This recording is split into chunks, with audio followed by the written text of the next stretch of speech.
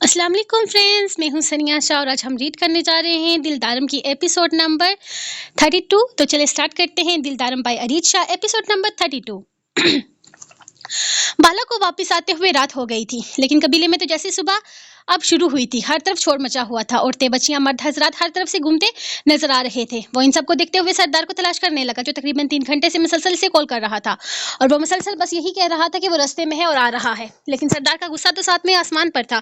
यहाँ इसकी मेहंदी की रस्म हो रही थी और वहाँ वो गायब था। अब वो इसे क्या बताता कि वो बेला के साथ एक परसकून दिन गुजारकर इतना खुश था कि इस खुशगवार एहसास में रहना चाहता था।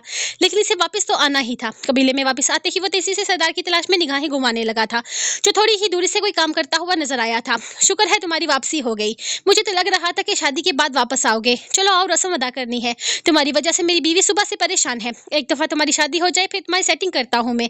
बहुत बिगड़ते जा रहे हो तुम। सरदारी से सुनाते हुए वापस इसे कबीले के बीच में ला रहा था, जबकि दुआम भी इसे देखकर आ गई थी। जुमरू और मीरू तो कब से इसका इंतजार में थे, बल्कि इसके इंतजार में तो पूरा कबीला ही था, क्योंकि सबने ही रस्म करनी थी। जबकि रस्म का नाम सुनते ही बाला की हालत खराब होने लगी थी। वो तो भूल ही गया था कि आज एक और रस्म थी। लेकिन सच ये था कि कल की रस्म के बाद वो मजीद किसी तरह की रस्म नहीं करना चाहता था।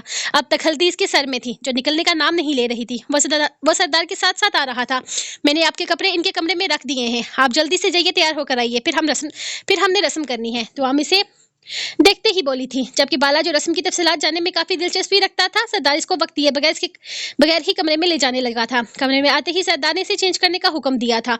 मरता क्या ना करता, वो शावर लेकर कपड़े चेंज करता बाहर आया तो सरदार अब तक इसके इंतजार में बैठा था। चल चल जल्दी कर, अब ज्यादा सजने संवरने का वक्त नहीं है। वैसे भी आज तो दूल्हा नहीं बन रहा, सिर्फ मेहंदी की रस्म करनी है। वो जो आईने के सामने खड़ा अपने बाल बनाने के लिए अभी कंगा की तरफ हाथ लेकर जा ही रहा था कि सरदार इसे काले से पकड़कर बाहर घसीटा, फिर इसे कबीले के बीचों बीच लाता वहां मौजूद स्टेज पर बिठा चुका था।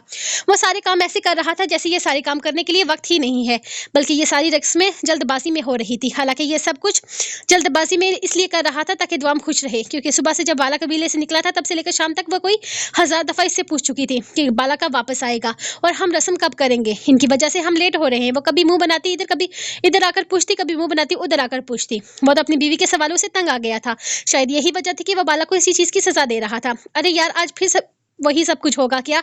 देखो ये सारी रस्में शस्में, मतलब कल मेहंदी लगाई थी, आज तुम लोग ये मेहंदी का कटोरा लेकर आ गए हो, इसे भी क्या मेरे सर पर लगाओगे? यकीन करो अभी तक मेरे बालों से हल्दी नहीं उतरी। वो परेशान होकर कहने लगा था। इसे तो आज भी अपने शाम डूबती हुई महसूस हो रही थी। एक तो ये रात इसके लिए गुजारना आसान नहीं था, क्योंकि कल इसकी बेला इसके पास आने वाली थी और बस ये लोग इसकी जान के दुश्मन बने हुए थे। आज तो सचमुच में इसे डर लग रहा था। इसकी नींद अब तक पूरी ना हुई थी और ये सब लोग फिर से इसकी जान के दुश्मन बन गए थे। सबसे पहले दुआम ने रस्म की थी।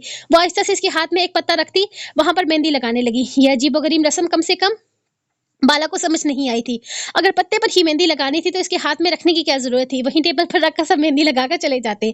बल्कि यहाँ पर तो इसे अपना भी कोई काम नजर नहीं आ रहा था। जब इसने तेल के कटोरे से जरा सा तेल लगा लेकर इसके सर के बालों में लगाया था तो वो इस पर राजी हो गया था। शुक्र था ये रस्म इतनी मुश्किल नहीं थी। कम से कम बाला को तो ये मुश्किल नहीं लगी थी।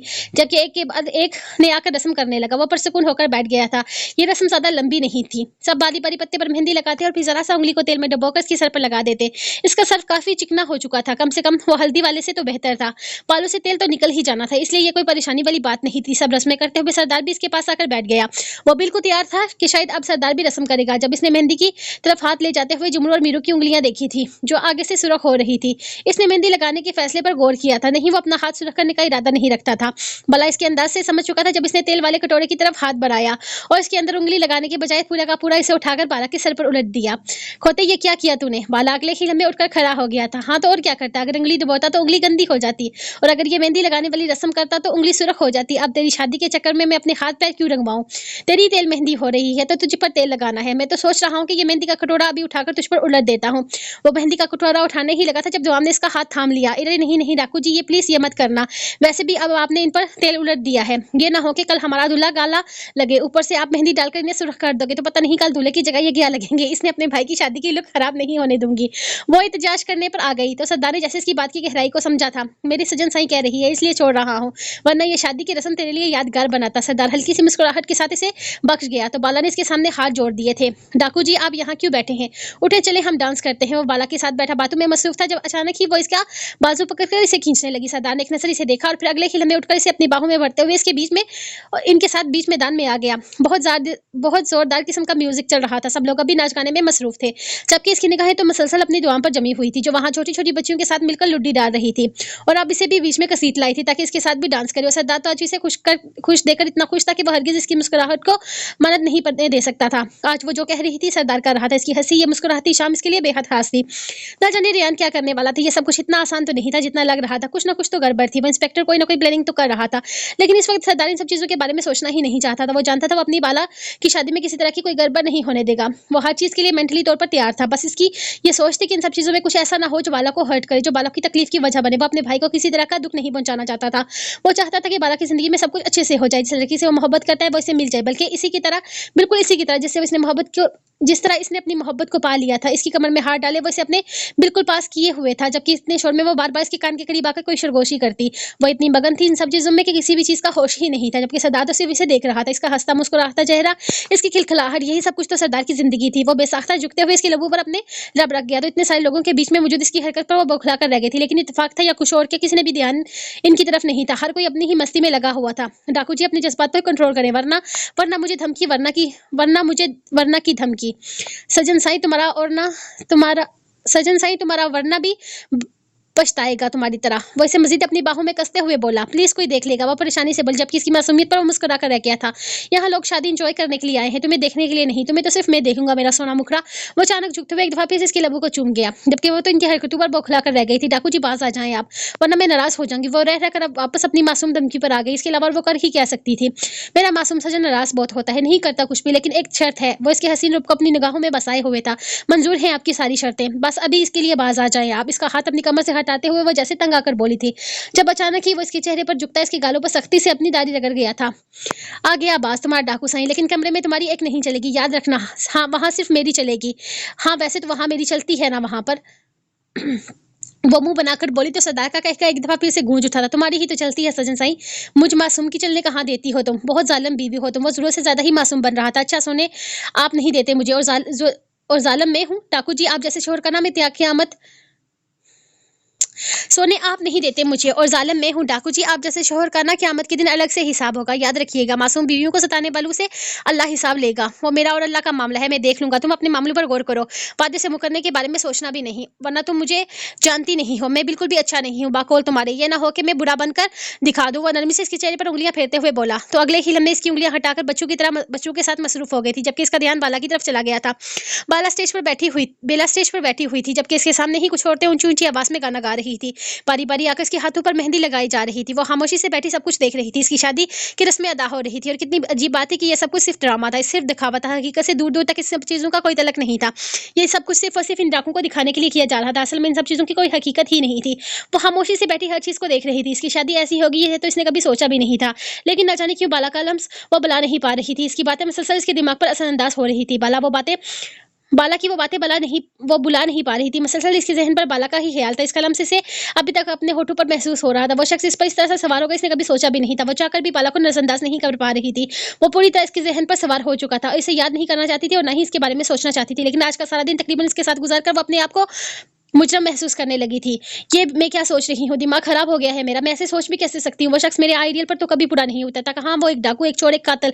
मेरे साथ इसका कोई फ्यूचर नहीं है। मैं ऐसे इंसान के साथ अपनी जिंदगी बर्बाद नहीं कर सकती। जाने इसके दिमाग में क्या सोच आई थी जिसे इसने फौरन जुठला दिया था। सब लोग सामने रस्में कर रहे थे, जबकि वो खामोशी से सिर्फ बाला के बारे में सोच रही थी।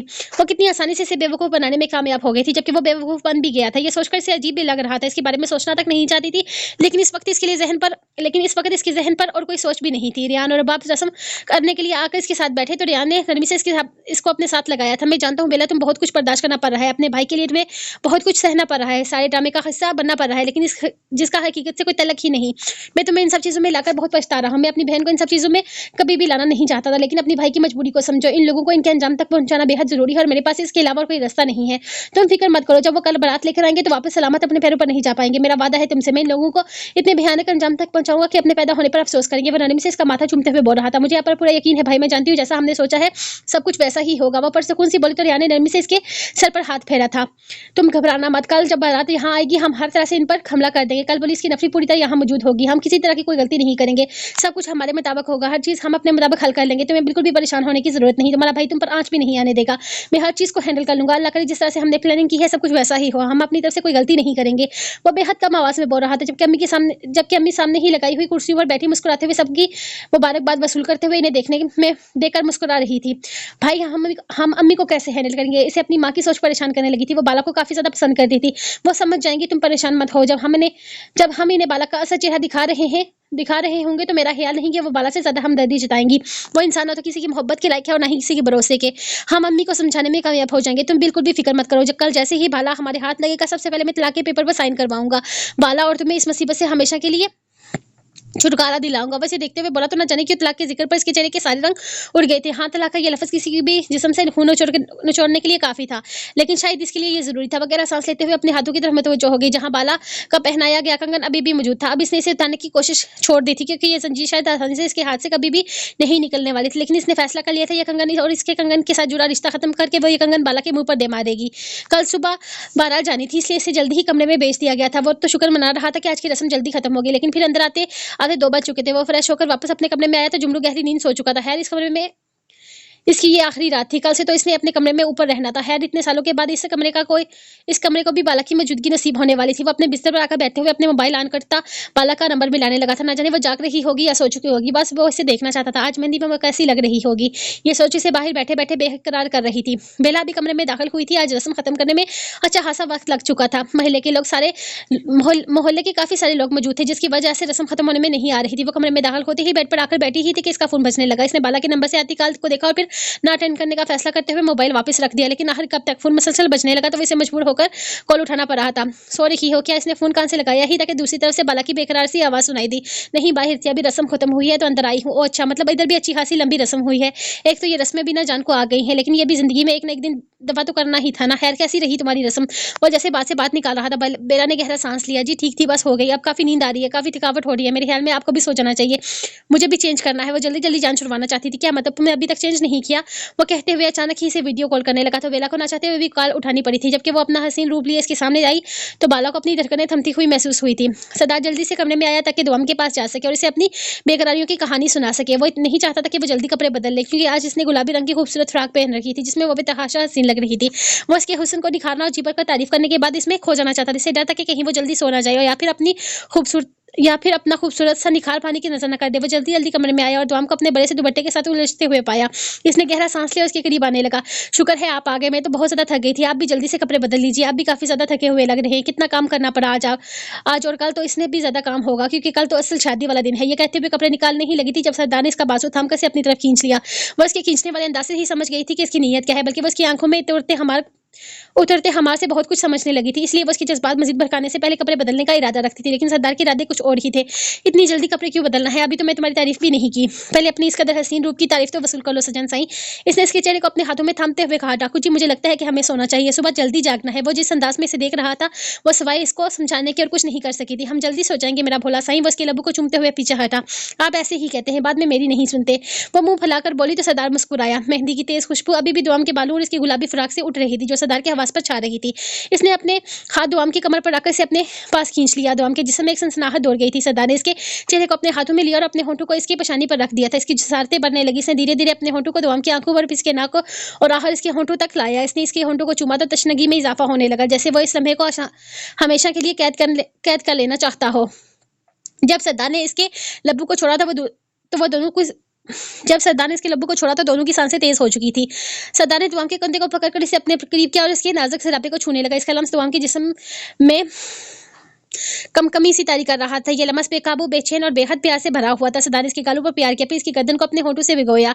इसके वजूद के हर हिस्से को अपने लम्स से आशना करता वो इसमें खोने लगा। मोमबत्तियों की मदम रोशनी में इनका कमरा एक अलग ही दुनिया लग रहा था। इसने नरमी से बिस्तर पर लटाया और इसके करीब हो गया तो हमने अपने हाथ इसकी गर्दन में डाल दिए। इन हाथ में कोई लफ्ज़ नहीं था, सिर्फ इनकी बेपनाह मोहब्बत, लम्स और जुबान और दिल की धड़कनों की आवाज़ें थी। वो दोनों एक दूसरे के वजूद में इस तरह गुम हो गए थे जैसे दो रूहें एक हो गई हूँ। इसने धड़कते दिल के साथ निगाहें उठाकर इसे देखा था, जो काफी परशोक निगाहों से इसकी जानब देख रहा था। बेला को अपने हाथों की हथेलियां बिकती हुई महसूस होने लगी थी। वो जिस अंदाज में इसे देख रहा था, इसे अजीब सा डर लगने लगा था। इसका दिल खौफ से कांपने लगा था। हाँ, यह शख्स इसे अपनी आंखों से ही डरा ही तो रहा था। वो इसे देख नहीं पा रही थी। जब वो निगाहों, जबकि वो निगाहें इसके चेहरे पर जमाए हुए थे। इसे समझ नहीं आ रहा था कि इसने वीडियो कॉल क्यों की है। ओ अल्लाह, मुझे तो अंदाजा ही नहीं था कि मेरा चांद इतना खूबसूरत लग रहा होगा। मेहंदी की ये रौनकें हैं तो शादी पर तो तुम क़यामत बनकर आओगी, और अगर तुम क़यामत बनकर आ गई तो मैं गया फिर काम से, मेरा क्या होगा बेला? तुम्हारे हुस्न से डर लगने लगा है मुझे, ऐसा लगता है जैसे मैं किसी काम का नहीं रहूंगा। सरदार रोस्तान ने मारेगा तुम्हारे नाम की। वो निगाहें इसके चेहरे पर जमाए से अपने दिल के जज्बात बयान कर रहा था, जो कि बेला खामोशी से इसे सुन रही थी। अब वो इसकी इस तरह की बेबाक बातों का तो क्या ही जवाब दे सकती थी। आपने वीडियो कॉल क्यों किया? अम्मी कमरे में आ जाएंगी, घर में कुछ मेहमान भी मौजूद है। देखिए मेरे पास कोई अलग कमरा नहीं है, मेरे लिए ये सब कुछ काफी मुश्किल हो रहा है। वो काफी देर इसकी निगाहों से कंफ्यूज होने लगी थी। अब इसे समझाने वाले अंदाज में बोली, क्योंकि अब वो निगाहें इसके चेहरे पर जमाए हुए था, ना तो इसे ठीक से कोई बात कर रहा था और ना ही अपनी नजरें हटा रहा था। तो मैं कोई ऐसी वैसी बात थोड़ी कर रहा हूँ जो तुम्हें किसी भी प्रॉब्लम में डाले या शर्मिंदा करे। खैर मैं बात ही कहाँ कर रहा हूँ, मैं तो सिर्फ तुम्हें देख रहा हूँ। चलो तुम्हें इस पर भी प्रॉब्लम है तो इसका भी कल तक हल निकल आएगा ना, जब तुम मेरे पास आओगी। कल जब तुम मेरे पास यहाँ मेरी बाहों में होगी तो सिर्फ देखने पर नहीं, देखने पर सिर्फ देखने पर तो नहीं डर जाऊंगा, मेरा मतलब है और भी बहुत कुछ होना है। तुम डॉक्टर हो, तुम सब कुछ पता ही होगा। आपकी दफा इसके लहजे में शौकी मजीद रंग दिखाने लगी तो बेला ने जल्दी से बहाना बनाना चाहा। मेरे ख्याल में अम्मी अंदर कमरे में आ रही, वो कहते हुए फोन बंद कर गई थी, जबकि बाला अच्छा खासा बदमजा हुआ था। वो तो इसके चेहरे के बदलते रंग देख रहा था, इसके चेहरे की सुर्खी जो इसके दिल की धड़कनें हिला रही थी। इन्हें देखते हुए वो मजीद तंग करने का इरादा रखता था, लेकिन वो फोन बंद करके इसके जज्बात का गला खोल गई थी। फोन बंद कर दिया, ये क्या बात हुई? आप कैसे फोन बंद कर सकती है? अभी तो मैंने अपने दिल के जज्बात बयान ही नहीं किया। अरे जज्बात क्या, हमने तो अभी तक ऐसी वैसी कोई बात ही नहीं की थी, फोन ही बंद कर दिया। इस लड़की को तो बिल्कुल मेरे जज्बात की कदर नहीं है। अगर यही सब कुछ चलता रहा तो बस बिला, बस बाला जमीन पर आ जाए। यही सब कुछ चलता रहा तो भी तेरी हालत ऐसी ही होगी। खुदा के लिए खुद भी सो जा और मुझे भी सोने दे। अगर अपनी बीवी को कोसना है तो कमरे के बाहर जाकर कोस। जुमलों ने तकिया उठाकर इसके मुंह पर मारते हुए अपने अचानक अपनी मौजूदगी का एहसास दिलाया था, जबकि बाला जो जज्बात में न जाने क्या क्या बोलने वाला था, अचानक अपने मुंह को ब्रेक लगा गया था। इसे अंदाजा नहीं था कि जुमलू जाग रहा होगा। खैर वो जाग नहीं रहा था, यकीनन इसके ऊंचा बोलने की वजह से ही इसकी नींद खराब हुई थी। खैर वो अपनी बीवी को बाहर जाकर कोस सकता था, ये बात तो ठीक थी, और सच में उठकर बाहर निकल गया था ताकि ठीक से अपनी बीवी को कोस सके, क्योंकि अपनी बीवी का इस कदर हसीन रूप देखने के बाद तो इसकी आंखों के सामने से हटने वाली नहीं थी और ना ही इसे सुकून से नींद आने वाली थी। और अब जब तक इसको नींद ना आ जाए तब तक वो कमरे में वापस जाने का इरादा नहीं रखता था। ना जाने कल क्या होना था, लेकिन आज की रात इसके लिए बहुत बादी साबित हो रही थी। उठ जाएं डाकू जी, बहुत कुछ करना है, बारात लेकर जानी है आपको। आप तो ऐसे घोड़े बेचकर सो रहे हैं जैसे कभी जागे गए ही नहीं। अब अगर आप उठेंगे तो, अगर अब आप नहीं उठे तो मैं कसम खाकर कहती हूँ कि मैंने आपके मुंह पर पानी फेंक कर आपको जगाना है। वो तीसरी दफा इसका कंधा हिलाकर गई थी, लेकिन मजाल थी जो सरदार झांकने की तरफ आता। 3-4 दिन की उठ गया, मेरा मासूम मुखड़ा उठ गया। बताओ क्या पहनना है आज मुझे, क्या तैयारी की है तुमने मेरे लिए? वो उठकर बैठते हुए एक बार बिल्कुल अंगड़ाई लेता इसकी तरफ देखने लगा। पर्पल कलर की लॉन्ग मैक्सी में आज इसका हुस्न निखर कर सामने आया था। वो जो पूरी तरह से नींद में से बेदार होने की कोशिश में था, इसका हसीन वजूद देखकर पूरी तरह इसकी तरफ मुतवज्जो हो गया था। वो इसके होश को एक लम्हे में ठिकाने लगा चुकी थी, खुद को इस कदर हसीन रूप में इसके सामने पेश करके। हाय हाय, वो दिल पर हाथ रखता आह भर कर रह गया, जबकि इसके अंदाज पर वो खिलखिलाकर हंसी थी। हाँ, मुझे पता है मैं बहुत ज्यादा प्यारी लग रही हूँ, मैंने अपनी तैयारी बहुत ज्यादा प्यारी की है, लेकिन खबरदार जो आपने मुझ पर गंदी नजर रखी। अब आप उठ जाएं, तैयार हो रहे हैं और मैं जा रही हूँ नीचे बाला भैया को तैयार करने के लिए। अल्लाह, कितनी रस्में करनी है मैंने। उठ जाए, और खबरदार जो आपने मुझे ऐसी वैसी निगाहों से देखा, वो जो आंखों में खुमार लिए से सर से पैर तक देख रहा था, इसकी नीयत समझकर वो फौरन बोली, जिस पर वो कहकर लगाकर हंसा था। क्या बात है सजन साईं, तुम तो मेरी ऐसी वैसी ऐसी हर तरह की नजरें समझने लगी हो, कहीं प्यार तो नहीं हो गया मुझसे? वो एक झटके से बेड से उठते हुए इसके पास आता इसे शीशे के साथ लगा चुका था, जबकि वो शीशे के साथ चिपकी बड़ी मासूम निगाहों से देख रही थी। जब वो दोनों हाथ शीशे की तरफ रखते हुए इसके चेहरे की तरफ झुका, मैंने अभी मेकअप किया है डाकू जी, मैं बोल रही हूँ, अगर मेरा मेकअप थोड़ा सा भी खराब हुआ ना तो मैं बोलूंगी नहीं। वो इसकी नीयत समझकर फौरन धमकियों पर उतर आई थी, क्योंकि वो अपनी मासूम धमकियों के अलावा और कुछ कर नहीं सकती। इसका इंसान का मुकाबला करना इसके बस की बात नहीं थी। जब ये इसकी मासूम सी धमकियां सुनते हुए वो इसके माथे पर अपने लब रख गया था। कुछ नहीं कर रहा यार, कुछ भी नहीं कर रहा, बस इन होठों की नरमी को बस थोड़ा सा महसूस करूंगा, ज्यादा नहीं, बिल्कुल थोड़ा सा। देखो ना मेरा दिल कितनी तेज धड़क रहा है। इसका दिल को सुकून चाहिए, और तुम्हें पता है ना कि इसका दिल को सुकून कैसे मिलता है? तुम्हारी इन खूबसूरत लब्बों को छूकर। वो इसका हाथ अपने दिल के मकाम पर रखते हुए अपने दिल की धड़कनों को धड़कनों का अलग ही अंदाज इसे सुना रहा था। मेकअप खराब हो जाएगा ना मेरा? वो जैसे इसकी दिल की धक धक सुनकर थोड़ी नरम पड़ी थी। इसकी मासूमाना से लहजे पर वो हल्का सा मुस्कुराया, और अगर मैं ना खराब होने दूं तो? वो इसकी आंखों में देखते हुए इसके चेहरे को थोड़ी सी पकड़कर थोड़ा सा ऊंचा करके आता। हो जाएगा, मुझे पता है हो जाता है ना, मैंने इतनी मेहनत की है, मैं नहीं चाहती मेरा मेकअप खराब हो। इसके लहजे में मजीद मासूमियत उतर आई थी। एक मौका तो दो मेरा सोना मुखड़ा, अगर जरा सा भी तुम्हारा मेकअप खराब हुआ ना तो तुम नाराज हो जाना। वो इसकी धमकी से ही याद दिला रहा था, जबकि वो खामोशी से इसकी अगली हरकत का इंतजार कर रही थी। इसकी इजाजत देने का इंतजार बड़ा अलग था। इसकी इजाजत देने का अंदाज बड़ा अलग था। वो नरमी से इसके लबों पर झुक गया था और फिर बेहद नरमी से इसकी होंठों की दिलकशी को छुड़ाने लगा। इसका इसका अंदाज इंतहाई नरम था। खास ख्याल रखा जा रहा था कि इसका मेकअप बिल्कुल भी खराब ना हो। वो अपनी सजन साई को किसी मुसीबत में थोड़ी डाल सकता था, वो तो बस इसके प्यार लम्स को महसूस करना चाहता था। वो अपनी सजन साई के लिए मुश्किल नहीं बनना चाहता था। बस इसी वक्त वो अपने दिल की छोटी सी ख्वाहिश के हाथों मजबूर था, वरना शायद वो कभी भी इसकी मर्जी के खिलाफ ऐसा ना करता। लेकिन ये तो इसके दिल के जज्बात है जिस पर कंट्रोल ही नहीं था और ना ही कभी रहा था। इसके सामने इसका महबूब साई होने से दूर हो जाए, ऐसा तो मुमकिन ही नहीं था। और जो मुमकिन ही नहीं था, इसकी उम्मीद भी नहीं थी दिमाग को। तभी तो वो बिना किसी भी तरह की हरकत किए खामोशी से खुद को इसके हवाले किए हुई थी। जब वो अपनी प्यास बुझाते हुए बेनरमी से इसके गालों को चूमता इससे पीछे हटा था। अब आप जल्दी से तैयार हो जाएं, अच्छे से तैयार होना, आज भला भैया की बारात जाएगी, हम सब कुछ बहुत अच्छे से करेंगे। वो अपने धड़कते दिल के धड़कनों को काबू करते हुए इसके हाथों को अपने चेहरे से हटाते हुए बोली, तो वो इसके दोनों हाथों को थामता अपने लबों से लगा गया था। जिस अंदाज में वो इसकी ख्वाहिश का एहतराम करती थी, इसे मोहब्बत ना हो तो और क्या हो, इसका दीवाना हो चुका था। बल्कि दीवाना भी एक छोटा सा लफ्ज़ था इसके जज्बात के आगे। वो तो पागल था इसके लिए, इसकी मोहब्बत में, इसके इश्क में वो दुनिया बुलाने को तैयार था। वो इससे दूर हटते हुए फौरन ही इसे इसके कपड़े देने लगी, जबकि वो फ्रेश होने के लिए चला गया था। तकरीबन 10 मिनट के बाद वो शावर लेके आया तो उसके कपड़े तैयार किए बैठी थी। जबकि जब इसके जूते भी अपनी पसंद से निकाल रही थी, वो इसके हाथ से कपड़े लेते हुए पहनने लगा। जब वो इसके जूते इसके पास रखते हुए खुद ही ब्रश लेकर इसके बालों में चलाने लगी, अंदाज बेहद मोहब्बत भरा था। जबकि सदा इसे देखकर हल्का सा मुस्कुराया था। सजन साई, तुम मेरी नीयत खराब कर रही हो। ये मत सोचना कि थोड़ा सा प्यार करके तुम्हारे डाकू जी का दिल भर गया है। इस तरह की हरकतें करके तुम खुद मेरी नीयत खराब करने की वजह बन रही हो। फिर बाद में मत कहना कि डाकू जी आप अच्छे नहीं। वैसे देखकर बोला तो इसकी बात का मतलब समझकर वो फौरन ब्रश को वहीं पर फेंक कर नीचे भागने के लिए दरवाजे की तरफ निकल गई थी। जबकि सरदार का कहना बड़ा बेसाख्ता था, सब कुछ तैयार है ना, कोई गलती नहीं होनी चाहिए। मेरी बहन की सारी जिंदगी का सवाल है। अगर तुम लोगों से कुछ नहीं हो रहा तो अभी क्लियर कर दो। ये ना हो कि वो लोग बारात लेकर आ जाएं और तब तुम लोगों को कुछ भी समझ ना आए। वो सारे लोगों को यहाँ इकट्ठा किए हुए थे। ये सुबह की तकरीबन 9 बजे का वक्त था, जब वो घर के बाहर सोल यूनिफॉर्म में अपने सारे अफसरों को देख रहा था, जो पूरी तरह से तैयार थे। प्लीज सर, हम सब लोग तैयार हैं। जिस तरह कामरान सर ने कहा है, सब कुछ बिल्कुल वैसा ही होगा जिस तरह उन्होंने समझाया है। हम हर चीज़ को अपने माइंड में रखे हुए हैं। पूरा प्लान तैयार है, जैसे कि वो डाकू इंटर करेंगे, दरवाज़ा बंद कर देंगे। इनके पास कोई असला हुआ तो हम छीन लेंगे और फ़ौरन ही इन्हें गिरफ्तार कर लेंगे। आपको किसी तरह की परेशानी लेने की ज़रूरत नहीं है। बस वो लोग एक दफ़ा आपके घर के अंदर इंटर करें और फिर आप समझ लीजिएगा सब कुछ हमारे हाथ में है। सामने खड़ा एक अफसर से यकीन दिला रहा था, जबकि वो खामोशी से हाँ में सर हिला गया था। ठीक है, मैं अंदर जा रहा हूँ, तुम लोग भी थोड़ी देर में मेहमानों के रूप में अंदर आ जाना। यहाँ मुझे किसी भी इंसान को कोई भी मसला नहीं होना चाहिए। ये सब को यही लगना चाहिए कि तुम लोग आम मेहमान हो या मेरे साथ काम करने वाले आम लोग हो जो शादी पर शिरकत कर रहे हो। बाकी ना तो तुम लोगों की कोई वर्दी किसी को नजर आनी चाहिए और ना ही तुम्हारी तरफ से किसी तरह की गलती हो। इसने एक दफा फिर अपनी टीम को खबरदार किया था, जबकि वो सिर्फ हाँ में सर हिला गया था, हिलाकर इसे अंदर भेज चुके थे। अब वो सारे बारी बारी अंदर की तरफ जाने वाले थे ताकि सब कुछ इनके प्लान के मुताबिक हो। देख रहे हो सरदार, वो सामने की रौनकें, तुम तो ऐसे खामोश हुए बैठे हो जैसे तुमने कुछ करना ही नहीं है। सरदार, वो लोग हमारी दुश्मन है, हमें इनके खिलाफ कुछ तो करना चाहिए। तुम्हारी खामोशी मुझे समझ में नहीं आ रही। आज बाला डाकू की बारात जानी है और तुम इस तरह से खामोश हो जैसे तुम्हारे इन लोगों से कोई लेना देना ही नहीं है। रशीद इसके पास आए, जो सामने पहाड़ की तरफ देख रहा था जहां की रौनकें इनके सामने थी। रात भी ये पहाड़ी जगमगाता रहा था, बल्कि वो पहाड़ तो कहीं रातों से जगमगा रहा था। इसका पूरा कबीला चमक रहा था, अलग ही रौनक थी और रौनक भी ऐसी थी जो आंखों को हैरा कर दे। जबकि इसे अपने सरदार की बात समझ नहीं आ रही। इसका सरदार इतना खामोश क्यों था? ऐसा लग रहा था जो सरदार को कुछ करने नहीं दे रहा था। सरदार की ये खामोशी कम से कम इसकी समझ में तो नहीं आ रही थी। जितना वो खामोश था, मतलब साफ था कि कुछ ना कुछ तो होने ही वाला था। वो पिछले कहीं दिनों से कुछ ना होने का इंतजार कर रहा था, लेकिन सरदार तो ऐसे खामोश हुआ था जैसे इन लोगों से कोई वास्ता ही ना हो। रशीदे रशीदे रशीदे ऐसे जल्दबाज नहीं होते। कुछ फैसले आराम सुकून से किए जाते हैं, कुछ काम सुकून से हों तभी अच्छे लगते हैं। अब हम किसी की खुशियां थोड़ी ना खराब करेंगे। रागा डाकू अचानक से बोला था। वो परेशान हो गया था। क्या मतलब सरदार, तुम्हारी बात मुझे समझ में नहीं आ रही। आखिर कहना क्या चाहते हो? वो लोग तो हमारे दुश्मन है ना, और फिर दुश्मनों की खुशियों का ख्याल क्यों करना?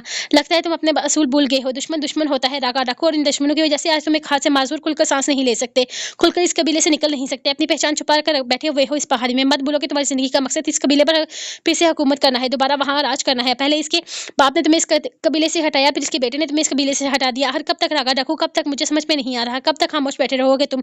आखिर कब तक करोगे कुछ?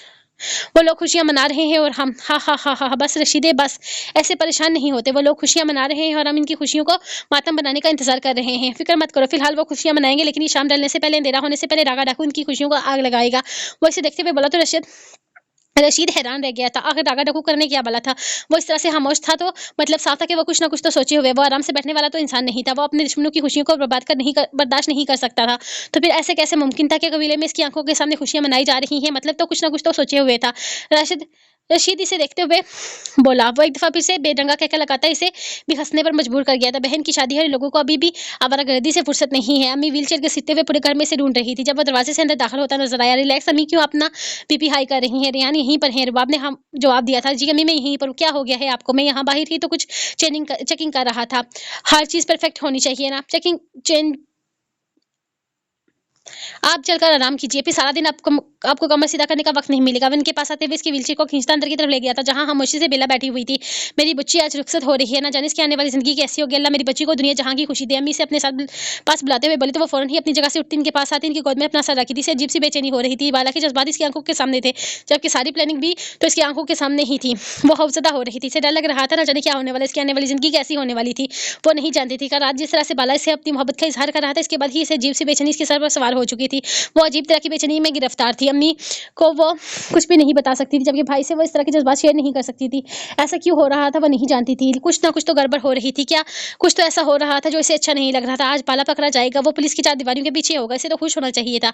लेकिन इस बात पे वो खुश नहीं हो पा रही थी। अम्मी प्लीज़ आप रोने-धोने मत बैठ जाइएगा। वो ट्यूशन नाश्ता कर चुकी है, अब वो इसे तैयार करेगी। आप थोड़ी ही देर के लिए अपने जज़्बात सँभाल कर रखेंगे। सारे आँसू आप के लिए वक़्त बहाइएगा। अम्मी को आगे पूछते देखकर वो मोहब्बत से इसे समझाने लगा। वो चाहकर भी पुरसुकून नहीं हो पा रहा था। वो लोग भी कोई आम डाकू ना थे जिसके खिलाफ कोई प्लानिंग की जाती और फ़ौरन कामयाब भी हो जाती। कुछ तो ऐसा था जो इसे ठीक से खुश भी नहीं होने दे रहा था और ना ही वो सुकून में थी।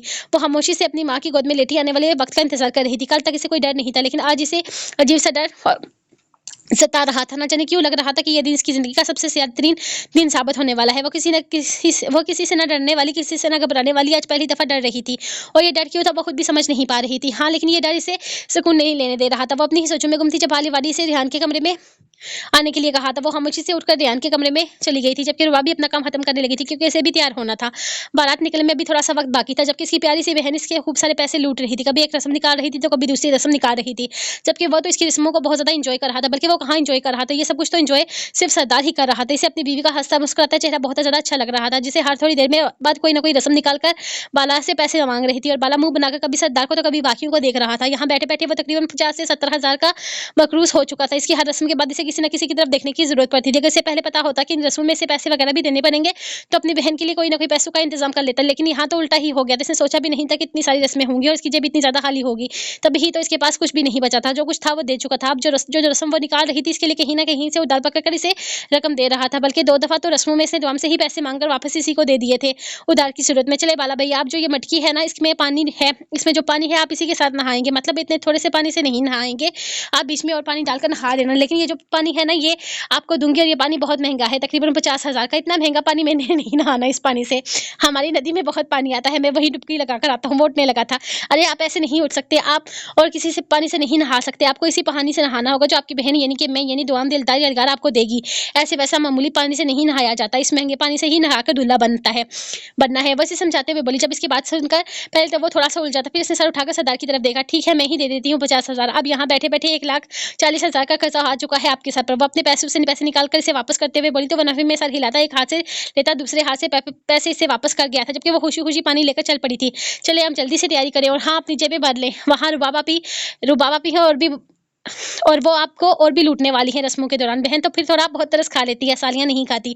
तो किसी तरह की खुशफ़हमी का शिकार मत रहिएगा। वो इसकी खबरदार करते हुए वहाँ से चल पड़ी थी, जबकि बाला कन्फ्यूज़ अपने बालों में हाथ फेंता इसके लाए हुए महँगे तरीन पानी को देख रहा था, जो तकरीबन मुश्किल से 1 या 2 गिलास था।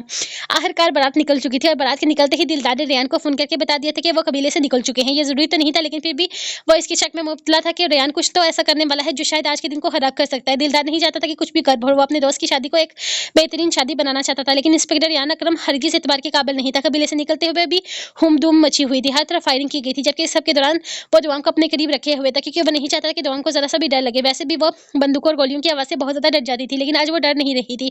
एक तो इसने सरदार का हाथ बहुत मज़बूती से पकड़ा हुआ था, दूसरा बाला की शादी की वजह से वो बहुत ज़्यादा खुश थी। या शायद यही वजह थी कि वो हरगिज़ अपने डर को किसी खुद पर हावी नहीं करना चाहती थी, जिसकी वजह से सरदार भी बिल्कुल पुरसुकून होकर से अपने साथ लगाए बाला की बारात लेकर निकला था, जिसमें कबीले के सारे मर्द हज़रात शामिल थे। कबीले में सिर्फ कुछ ही लोगों को छोड़ा गया था। यहाँ तक कि इस वक़्त कबीले में औरतें और बच्चे भी बारात लेकर जा रहे थे। कोई भी ऐसा इंसान नहीं था जो इस वक़्त बाला की बारात में ना जाना चाहता हो। हाँ, कुछ गद्दार थे जो अपने-अपने घरों में बंद थे, क्योंकि सरदार ने इनकी हालत ऐसी कर रखी थी कि ना तो वो चल सकते थे और ना ही कहीं जाने के काबिल थे। लेकिन इसके बावजूद भी सरदार ने ना तो इन्हें कबीले से निकाला था और ना ही इनके घरों का खर्चा बंद किया था, क्योंकि गद्दारी इन लोगों ने की थी, कबीले वालों ने नहीं। और फिर सरदार ने इन सब की ज़िम्मेदारियाँ उठा रखी थी। बेशक वो लोग इसके साथ गद्दार ही क्यों ना कर रहे हों, लेकिन वो इन्हें छोड़ नहीं सकता था, क्योंकि ये इसके कानून में नहीं लिखा था कि जुर्म करने वाले की सज़ा मुजरिम के घरवालों को दी जाए। और फिर सरदार ने इन लोगों के खानदानों के सामने इन्हें बहुत बहादुर बनाकर पेश किया था। इसने इन्हें ये बात कभी भी नहीं बताई थी कि इनके लोगों ने सरदार के साथ गद्दारी की है या कबीले के कानून को तोड़ा है, क्योंकि वो कभी भी किसी बच्चे के सामने इसके बाप को विलन बनाकर नहीं पेश कर सकता था। ये इसके असलूक के खिलाफ था। कबीले से बारात निकल चुकी थी। आने वाला दिन कैसा साबित होने वाला था वो नहीं जानता था, लेकिन वो हर तरह की सिचुएशन का मुकाबला करने के लिए बिल्कुल भी तैयार था। सरदार बारात निकल चुकी है कबीले से, सब लोग कबीले से निकले हैं। इस वक़्त कबीले में कोई भी नहीं है सिवाय 1-2 माज़ूर लोगों के। पूरा कबीला खाली पड़ा है, अब क्या करना है बताओ? रशीद भागता हुआ आया था इसे मालूमात देने के लिए। जिस काम के लिए इसने रशीदी को रखा था वो काम वो बहुत अच्छे से करता था। दिन-रात इसकी निगाहें कबीले पर ही जमी रहती थी और इस वक़्त भी कबीले में होने वाली हर छोटी से छोटी हरकत की वो इसे मालूमात दे रहा था। बहुत अच्छे, यानी कि बारात निकल चुकी है, अब हमें भी निकलना चाहिए अपने काम के लिए। वो रशीदी को देखते हुए बोला तो रशीद कुछ उलझा था, जैसे इसके पास इसे समझ ना आई हो। क्या मतलब सरदार, हम कहाँ जाएँगे? हम कहीं जाने वाले हैं? ये बात तो तुमने पहले हमें बताई ही नहीं। वो कुछ परेशान से इसे देखते हुए बोला तो रागा डाकू हल्का सा मुस्कुराया था। बताऊंगा, सब कुछ बताऊंगा, यही समझ के दुश्मन को अगर आज जवाब देने के लिए जा रहे हैं। जा जा मेरे लोगों को लेके आ। डाकू बाला की शादी है और शादी में तैयार ना हो ये तो बड़ी गलत बात है। क्या है ना, मेरे भतीजे को कोई बड़ा नहीं है, कोई तो बुजुर्ग साथ होना चाहिए। और फिर तैयार होने के नाते मेरा फर्ज बनता है कि मैं लोगों को इस कंडीशन में साथ दूं। वो बरसुकून अंदाज में कहता बाहरी से नीचे उतरने लगा, जबकि राशिद भी उलझता हुआ इसके पीछे ही आने लगा था। वो कबीले से निकल चुके थे। थोड़ी ही देर बाद सरदार ने रियान को फोन करके बता दिया था, जबकि रियान एक दफा से अपनी सारी नफरी को एक जगह इकट्ठा करके ने ब्रीफिंग देना स्टार्ट कर दी थी। वो आज कोई भी गलती नहीं होने दे सकता था, क्योंकि इसकी बहन की जिंदगी का सवाल था। अंदर ब्यूटिशियन इसकी बहन को तैयार कर रही थी, घर मेहमानों से भरा हुआ था, जबकि रियान अपने मकसद को अपने जहन में रखकर आने वाले हर कदम के लिए तैयार थी। इसकी सारी पुलिस फोर्स यहाँ मौजूद थी। आज यहाँ जरूरत से ज्यादा ही लोग थे, क्योंकि ज्यादातर इन लोगों में पुलिस शामिल थी। आज का ये ऑपरेशन इसका सबसे बड़ा मिशन साबित होने वाला था, जिसमें वो डाकू कबीले का सहारा साल से डाकू को एक साथ गिरफ्तार करने वाले थे। गिरफ्तारी के बाद इसका पहला मकसद अपनी बहन की तलाक करवाना था, जिसके लिए वो पूरी तरह से तैयार था। वो बेला को हर तरह से बेफिक्र कर चुका था। वो अपनी बहन को किसी भी तरह की मुसीबत में फंसने नहीं देने वाला था, बल्कि वो तो इस कमरे से ही बाहर नहीं आने देने वाला था। बाला, तो मेरी बहन से निकाह तो कर लिया धोखे से, लेकिन तुम मेरी बहन की सूरत नहीं देख पाओगे कभी भी। मैं तुम्हें अपनी बहन से इतना दूर कर दूंगा कि जिंदगी में कभी इस तक पहुंच नहीं पाओगे। तुम्हारी वजह से मेरी बहन की जिंदगी बर्बाद नहीं होगी। मेरी बहन कभी भी तुम्हारी गुलाम नहीं बनेगी, बल्कि तुम रहोगे कानून की चार दीवारियों के पीछे, और मेरी बहन आज़ादी से अपनी जिंदगी गुजारेगी। बहुत पुरसुकून अंदाज में दरवाजे की तरफ देखते हुए वो सोच रहा था। इसके जहन में पुनः प्लान तैयार था। आज जो कुछ वो करने वाला था वो मुश्किल तो बहुत था, लेकिन इसे यकीन था कि इसका ये मिशन कामयाब होगा। हाँ, इसकी माँ थोड़ी हर्ट होगी, लेकिन वो अपनी माँ को समझा सकता था। जिससे इसने सोचा था सब कुछ बिल्कुल वैसा ही हुआ था। ये डाकू इसके हर तरह से हाथ नहीं आने वाले थे। कोई ना कोई बड़ा प्लान करना बेहद जरूरी था, और शादी से बढ़कर और कुछ नहीं हो सकता। जिस तरह से उन्होंने हर चीज को हैंडल किया था, वो सचमुच में अपने सीनियर की प्लानिंग पर हैरान हुआ था। हाँ, शायद वो ये सब कुछ कभी भी ना सोच पाता, क्योंकि वो अपनी बहन को किसी मुसीबत में लाने का सोच भी नहीं सकता था। लेकिन अगर इसकी बहन की वजह से वो सारे मुजरिम जेल की चार दीवारी के पीछे जा सकते थे, तो इससे बेहतर और कुछ भी नहीं हो सकता था। और अगर बेला इस बात को समझ गई तो फिर इसे की भी किसी की परवाह नहीं थी। बारात का वेलकम बहुत अच्छे से करना है लड़कियों, किसी तरह की कोई कमी नहीं रहनी चाहिए। रुबाब, मेरी बच्ची सारी रस्में करनी करनी है। इन लोगों को कुछ भी बुरा नहीं लगना चाहिए, आखिर हमारी बेटी का ससुराल है। अम्मी इस वक्त भी व्हीलचेयर पर घसीटती हुई पूरे घर में घूम रही थी। हजारों हदायत, हजारों मशवरे वो इन्हें दे रही थी। दिल में बेचैनी भी थी, आखिर बेटी की शादी हो रही थी, लेकिन चेहरे पर खुशी थी कि बेटी अपने घर की हो रही है। रियान ने अभी थोड़ी देर पहले ही बताया था कि वो लोग बारात लेकर निकल चुके हैं, और तभी अम्मी दाएं बाएं हो रही थी। शर्मिला हालांकि तो आज जान अजाब हो रही थी। जरा सा कहीं का नजर आ जाता तो वो शुरू हो जाती। शायद वो अपने दिल बहलाने की कोशिश कर रही थी। थोड़ी देर पहले वो अंदर से होकर आई थी, जहां ब्यूटिशियन अब तक इसकी बेटी को तैयार कर रही थी। इनका दिल भर सा आया था। अपनी बेटी के सामने आंसू बहाने के बजाय वो कमरे से निकल आई थी। इस वक्त वो यकीनन खुद को परसुकून करने की कोशिश कर रही थी। इस वक्त इनका इरादा अपनी बेटी की शादी पर आंसू बहाने का हरगिज नहीं था, बल्कि वो अपनी बेटी की शादी बहुत अच्छे तरीके से करना चाहती थी। तभी तो वो हर तरफ घूम रही थी, आने वाले मेहमानों को दरवाजे तक जा जाकर वेलकम कर रही थी। कभी रुबाब तो कभी शर्मिला हाला इनकी व्हीलचेयर को घसीटकर अंदर की तरफ लाती। हर मेहमान के पास जाकर वो पूछ रही थी कि इन्हें कोई मसला तो नहीं, पानी चाहिए या कोल्ड ड्रिंक चाहिए। इनके हिसाब से तो इनका बेटा बिल्कुल निकम्मा था, जो शादी के कामों पर ध्यान देने के बजाय आगे पीछे की फिजूल चीजों पर ध्यान दे रहा था। इसीलिए सब कुछ नहीं करना पा रहा था। रेहान पहले तो इन्हें रोकता रहा, भी इसकी आंखों में नमी देखकर वो समझ गया था कि बेटी को रुखसत करने की वजह से इनका दिल बढ़ रहा है।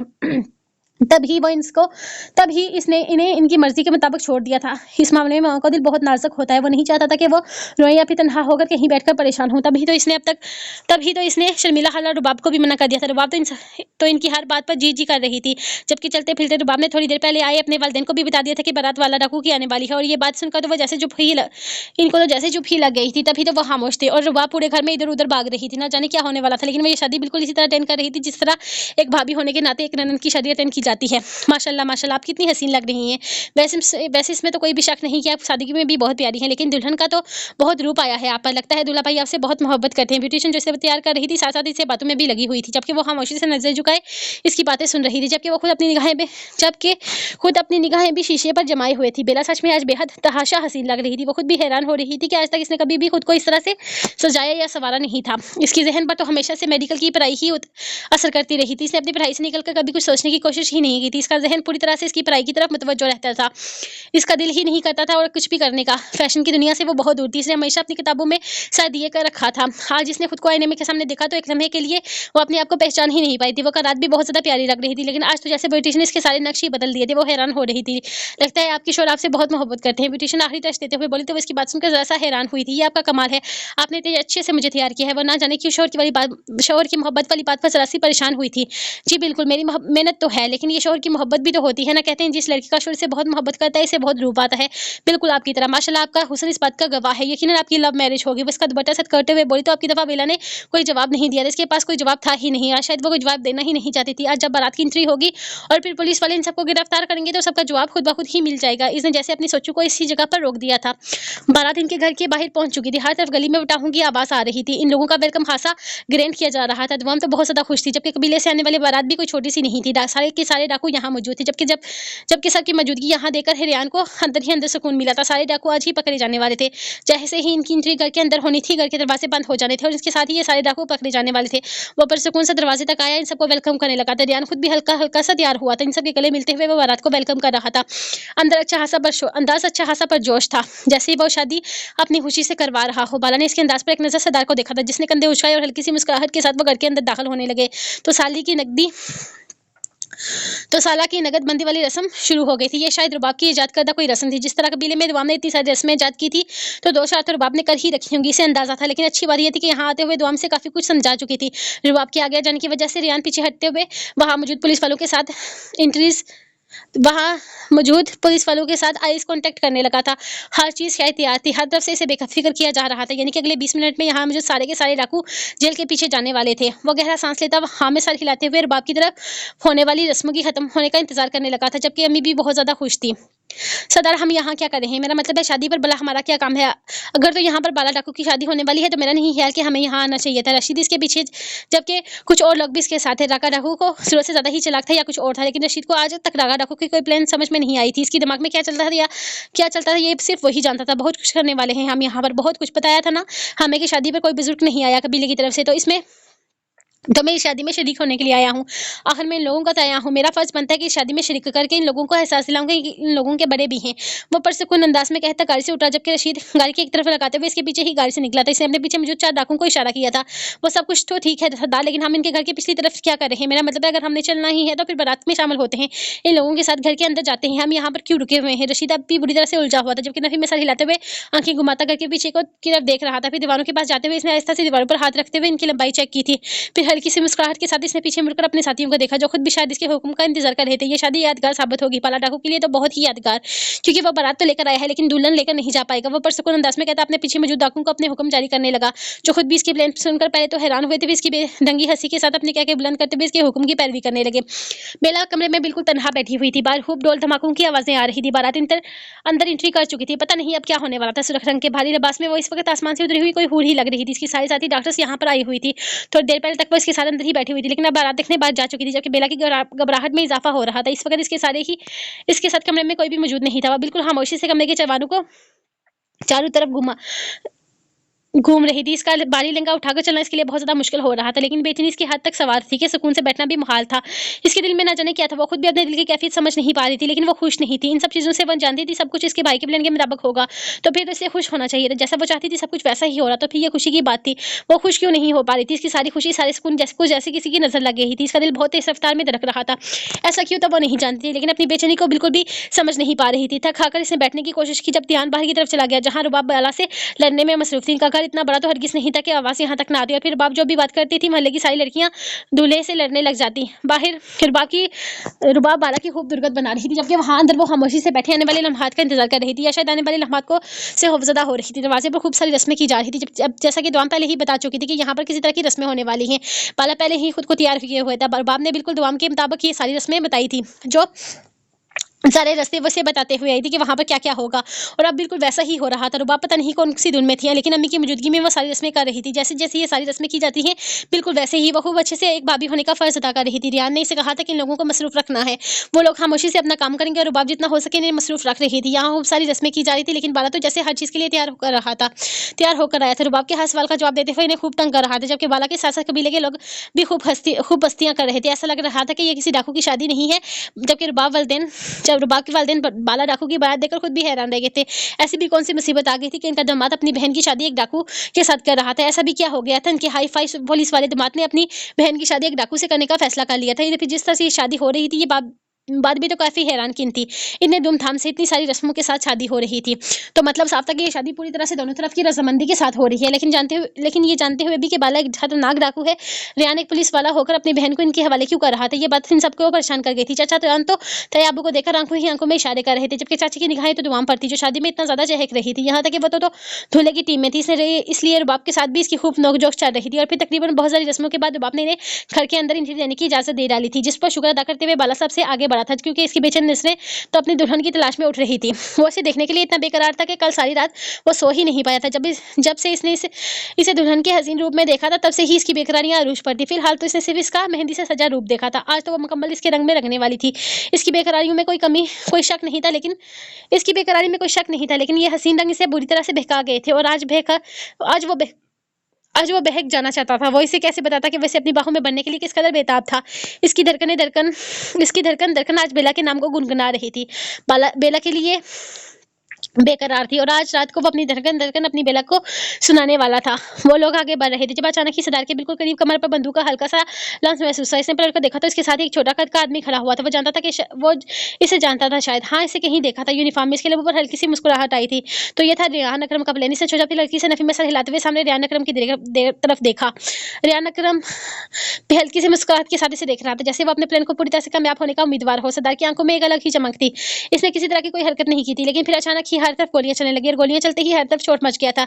इस तरह से पैनिक क्यों फैल गया था कि वह समझ ही नहीं सका, क्योंकि इसने सब पुलिस वालों को कहा था कि मेहमानों के बीच हरगिज कोई गोली नहीं चलानी, जबकि इन डाकुओं को भी वो देख चुके थे।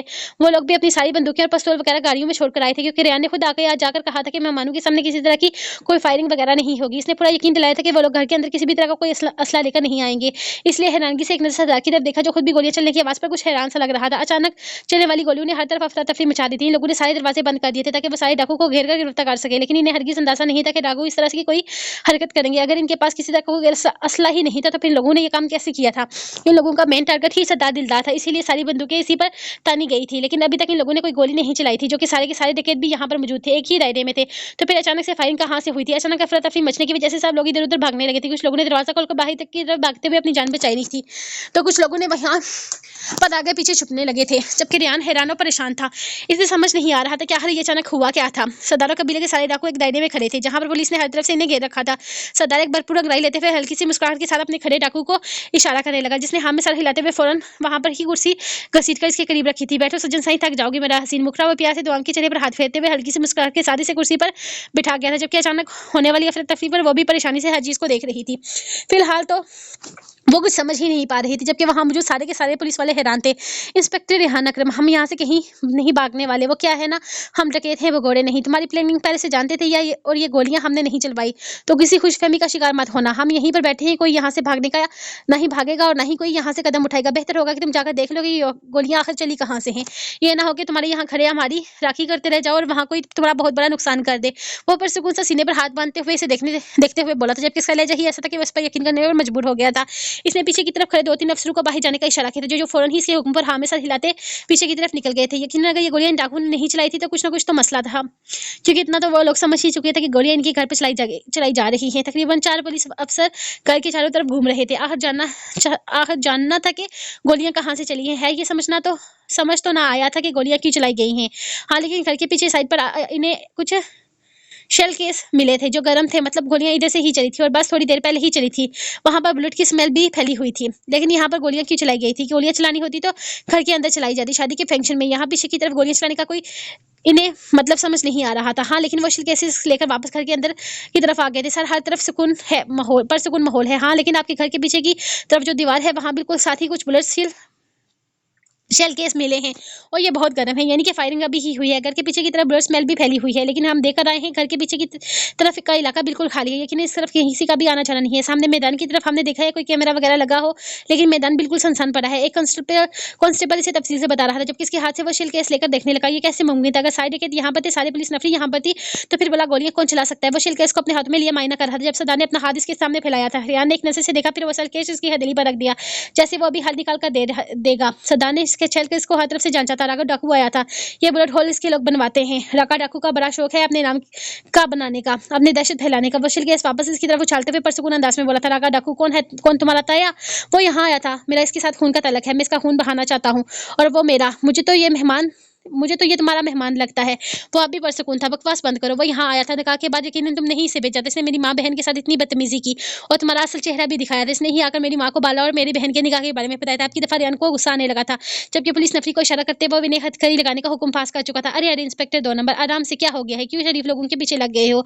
हमने ऐसा भी क्या किया कि तुम हमें हथकड़ी लगा रहे हो? अब क्या घर में बारात लेकर आने पर तुम लोग हमें पकड़कर पुलिस स्टेशन में बंद कर दोगे? ओके यार, इतने भी बुरे दिन नहीं आ गए, बुरे दिन आ गए हैं तुम पुलिस वालों के, कि अगर मुजरिम नहीं मिल रहे तो हम शरीफों को जेल में डाल रहे हैं। वो जो सरदार की तरफ हथकड़ी लिए बढ़ रहा था, बाला अचानक ही इसके सामने आते हुए हल्की सी मुस्कुराहट के साथ बोला था, बकवास बंद करो। तुम लोग क्या हो? ये तुम लोग भी बहुत अच्छे तरीके से जानते हो डकैत बाला। और तुम्हें क्या लगा था तुम्हारे साथ अपनी बहन की शादी करूंगा और तुम्हारा वो हाल करूंगा जो तुम मरते दम तक याद रखोगे? इतना तो तुम भी समझ चुके होगे कि यहाँ पर हरगिज कोई शादी नहीं हो रही। तुम सब कुछ बोला, तुम सबको यहाँ बुलाकर ये ट्रैप करने का एक तरीका था। मेरे इतने भी बुरे दिन नहीं आए हैं कि मैं अपनी बहन को तुम जैसे डकैतों के हवाले कर दूं। खैर, अब भी अगर तुम लोग नहीं समझे तो मैं तुम लोगों को बता देता हूँ कि तुम लोगों के साथ शादी का ड्रामा किया गया है। ना तो मैं अपनी बहन की शादी तुम्हारे साथ करवाऊंगा और ना ही अपनी बहन को तुम लोगों के साथ कभी रुखसत करूंगा। तुम लोगों को यहाँ बुलाया ही इसलिए गया था ताकि तुम लोगों की औकात याद दिलाई जा सके, तुम्हें जेल की चारदीवारी के पीछे फेंका जा सके। मुबारक हो तुम लोगों के अंजाम तक पहुंचाया जा रहा है। डकैत कबीले के सारे डाकू एक ही जगह इकट्ठे होकर खुद अपना काम खराब कर चुके हैं। तुम सबको अपनी जिंदगी की कैद मुबारक हो। आसानी से बाहर निकलने नहीं दूंगा मैं तुम लोगों को। You are under arrest. डाकू सरदार दिलदार वो अचानक ही आगे बढ़ते हुए इसे अरेस्ट करने लगा, तो सरदार ने आंखें घुमाई थी। लेकिन किस जुर्म में? हमने किया क्या है? क्यों गिरफ्तार कर रहे हो हमें? हम तुम्हारे घर बारात लेकर आए हैं, तुम्हारी बहन के साथ निकाह हुआ है मेरा, लेकिन तुम तो ना जाने कौन से जुर्म की सजा देने पर आ गए हो भाई। तुम भी हमारे निकाह में गवाह थे। हैरत तो है ना तुम्हारा दिमाग ठिकाने पर है? हैरियत तो है ना तुम्हारा दिमाग ठिकाने पर है? और ये तुम क्या बार बार डाकू डकैत ये अल्फाज क्यों इस्तेमाल कर रहे हो हमारे लिए? हम बहुत शरीफ लोग हैं, खेती बाड़ी करते हैं, हक हलाल की कमाते हैं। हम सब की शक्लें देखकर तुम्हें क्या लगता है कि हम कोई डाकू या डकैत हैं? इस तरह अपने घर पर बुलाकर क्या जलील करना चाहते हो हमें? या तुम्हारे पूरे डिपार्टमेंट की तरह तुम भी वर्दी पहनकर अकल से पैदल हो गए? ये डकैतों के हवाले अपने घर की लड़की कर दोगे? कहाँ से डकैत लग रहे हैं हम तुम्हें? बाला ने आपकी दफा जो अंदाज अपनाया था वो इसे हैरान करने के लिए काफी था। हो गया तुम लोगों का ड्रामा। तुम लोगों ने क्या किया है ये लोग तुम भी बहुत अच्छे तरीके से जानते हो। अब जब चल जाने की बारी आई तो मासूम बनने लगे। जो कब से खामोश खड़ा था इंस्पेक्टर कामरान बोला तो सरदार की रबूब की मुस्कुराहट बड़ी गहरी हो गई। हम मासूम नहीं बन रहे, हम हैं ही मासूम इंस्पेक्टर साहब। अगर आपको लगता है कि हम गुनहगार हैं, डकैत हैं या पता नहीं क्या क्या है, तो सबूत पेश कीजिए, हम आपके साथ जाएंगे। इस तरह से तो कोई हमें जेल में नहीं बंद नहीं कर सकता। हम तो शरावत से बारात लेकर आए थे। बाला भी कुर्सी खींचकर आराम से लेटने वाले अंदाज में बैठ गया था, जबकि इनका इतना रिलैक्स अंदाज तो वहां मौजूद सारे पुलिस वालों को परेशान कर रहा था। इतनी बारी नफरी ने पकड़ने में कामयाब हो चुकी थी। वो सारे के सारे डकैत यहाँ पर मौजूद थे और अब वो अपने ही काम में मुकर रहे थे, जैसे इन लोगों ने कुछ किया ही ना हो। जो भी किया हो इन लोगों ने किया हो। तुम लोगों के खिलाफ सबूतों से पूरा थाना भरा हुआ है। अब की दफा कामरान दहाड़ के सामने आया तो सरदार ने हाँ में सर हिलाया, जैसे इसकी बात सुनकर हैरान हुआ हो। क्या सच में? हमें तो पता ही नहीं था। कहाँ है थाना? बताओ हमें, हम भी अपने खिलाफ सबूत देखना चाहते हैं, लेकिन वहां जाकर नहीं, सबूतों को यहाँ आना होगा। हम कोई मुजरिम थोड़ी हैं जो हमें जेल में लेकर जाया जा रहा है। जब तक हमारे खिलाफ कोई सबूत नहीं हमें कोई यहाँ से हिलाकर दिखाए। वो परसुकून अंदाज में लोगों को सब इन लोगों का सुकून तबाह कर गया था। ऐसे कैसे नहीं जाओगे तुम? लेकर तो हम तुम्हें जाएंगे। कामरान गुस्से से आगे बढ़ा, जब अचानक ही रियान ने हाथ आगे कर रख दिया था। रिलैक्स सर, हम लेकर जाएंगे। यहाँ पर किसी तरह का कोई तमाशा नहीं होगा। वैसे भी काफी तमाशा लग चुका है यहाँ पर। इसने एक नजर मुड़कर बरामदे में खड़ी अपनी माँ को देखा था। तुम लोगों को सबूत चाहिए तो सबूत हमारे पास हैं। हमारे थाने में फाइल पड़ी है तुम्हारे कारनामों से, मंगवा लेते हैं, देख लो। रियान जैसे मसले का हल निकालने की पूरी कोशिश कर रहा था। हाँ हाँ बिल्कुल, क्यों नहीं, मंगवा लो और देख लो। रुबाब, हमारी बीवी को पानी पिला दीजिए। वो जैसे रियान को इग्नोर करते हुए दुआम की तरफ मुतवज्जो हुआ, जो खामोशी से सब कुछ देख रही थी। इसके दुपट्टे को इसने सर पर ठीक करता रुबाब से बोला, जो बिल्कुल खामोशी से पानी की तरफ बढ़ रही थी, और फिर एक गिलास पर लाते हुए इसके हवाले कर गई। आखिर यहाँ क्या हो क्या रहा है वो कुछ भी समझ नहीं पा रही थी। जबकि फायरिंग के बाद अब यहाँ बहुत कम लोग थे जो कि मेहमान थे, वरना ज्यादातर लोग तो भाग चुके थे वहां से। कुछ लोगों को किस्सा समझ में आया था, कुछ लोग अब भी हर चीज से अनजान थे, और कुछ लोगों को बस ये समझ में आया था कि वो लोग कोई मामूली लोग नहीं बल्कि डकैत थे। लेकिन ये मामला काफी सीरियस था। रिया ने किसी को भी फ़ोन करते हुए थाने में मौजूद सारे जुर्मों की फाइल्स निकाल कर यहाँ लाने का हुक्म जारी कर दिया था। वहीं लोगों को किसी भी तरह से यहाँ से जाने नहीं दे सकता था और ना ही वो इसके हाथ से निकल सकते थे। इनके कारनामों से सचमुच में थाने में कितनी ही फाइल्स पड़ी पड़ी थी। इनके पास बहुत ज़्यादा सबूत थे और इनके खिलाफ इन सब बस इन लोगों की गिरफ्तारी करना इनके लिए मुश्किल था। सर, मैंने पूरा का पूरा थाना उलट पुलट कर रख दिया है। हेडक्वार्टर कबीले के खिलाफ मौजूद कोई फाइल ही नहीं है। आपने सारी फाइल अलग करके रखवाई थी, लेकिन अब कुछ भी नहीं मिल रहा। यहाँ तक कि 1-2 फाइल गायब नहीं हुई है, बल्कि पिछले 40 साल से इस थाने में जितनी भी फाइल इन टिकटों के खिलाफ थी, सबकी सब गायब हो चुकी हैं। अपने मोबाइल पर आने वाली कॉल अटेंड करते हुए रिया ने दूसरी तरफ मौजूद आदमी की बात सुनी थी। ये बात इसे झटका देने के लिए काफ़ी साबित हुई थी। ऐसे कैसे मुमकिन था? ऐसे नहीं हो सकता, दिमाग खराब हो गया है तुम्हारा। वहाँ से फाइल गायब नहीं हो सकती। लाकर में चेक करो, मैंने खुद सारी फाइल, सारे सबूत इकट्ठे करके रखे थे। ऐसा मुमकिन ही नहीं कि वो गायब हो जाएँ। कान खोल कर सुन लो, मुझे वो सारी फाइल चाहिए। यहाँ मैंने इनके सारे टिकटों को गिरफ्तार करके रखा है। यहाँ पर मैंने रोक कर रखा है। ये यहाँ से बाहर नहीं जा सकते। यहाँ से ये सीधे जेल की चार दीवारों के पीछे ही जाएंगे। मेरी बात समझ में आ रही है तुम्हें? वो हल्की आवाज में बोलता एंड पर घुराया तो इसके अंदाज पर सरदार के लबू पर एक दफा फिर से मैंने हेयर मुस्कुराहट उभरी थी। सरदार चाचू, यहाँ ये क्या हो रहा है? हम तो बाला चाचू की शादी पर आए हैं ना। एक छोटी सी बच्ची इसके पास आते हुए सवाल करने लगी। हाँ बेटा, हम तो यहाँ बाला चाचू की शादी करने ही आए थे, लेकिन ये पुलिस वाले बहुत ही कमीने होते हैं। बताया था ना मैंने तुम्हें कि ये किस तरह से मासूम लोगों को फंसा देते हैं। अब देखो ना, हम सब लोगों पर झूठे इल्जाम लगा रहे हैं ये लोग। सरदार इसकी तरफ देखते हुए मासूमियत के मुताबिक समझाने लगा। तो रियान तेजी से आगे बढ़ता इसे गिरबान से पकड़कर अपने करीब कर चुका था। इसके अंदाज पर सरदार के होठों की मुस्कुराहट जुदा ना हुई थी, बल्कि वो मुस्कुराते लबू से इसे मजीद चिढ़ा रहा था। वो सारी फाइल तुमने गायब की है ना? ये सब कुछ तुमने किया है, राइट? मैं तुम्हें यहाँ से जाने नहीं दूंगा। डाकू सरदार, तुम डकैत हो, डाकू हो, चोर हो, कातिल हो।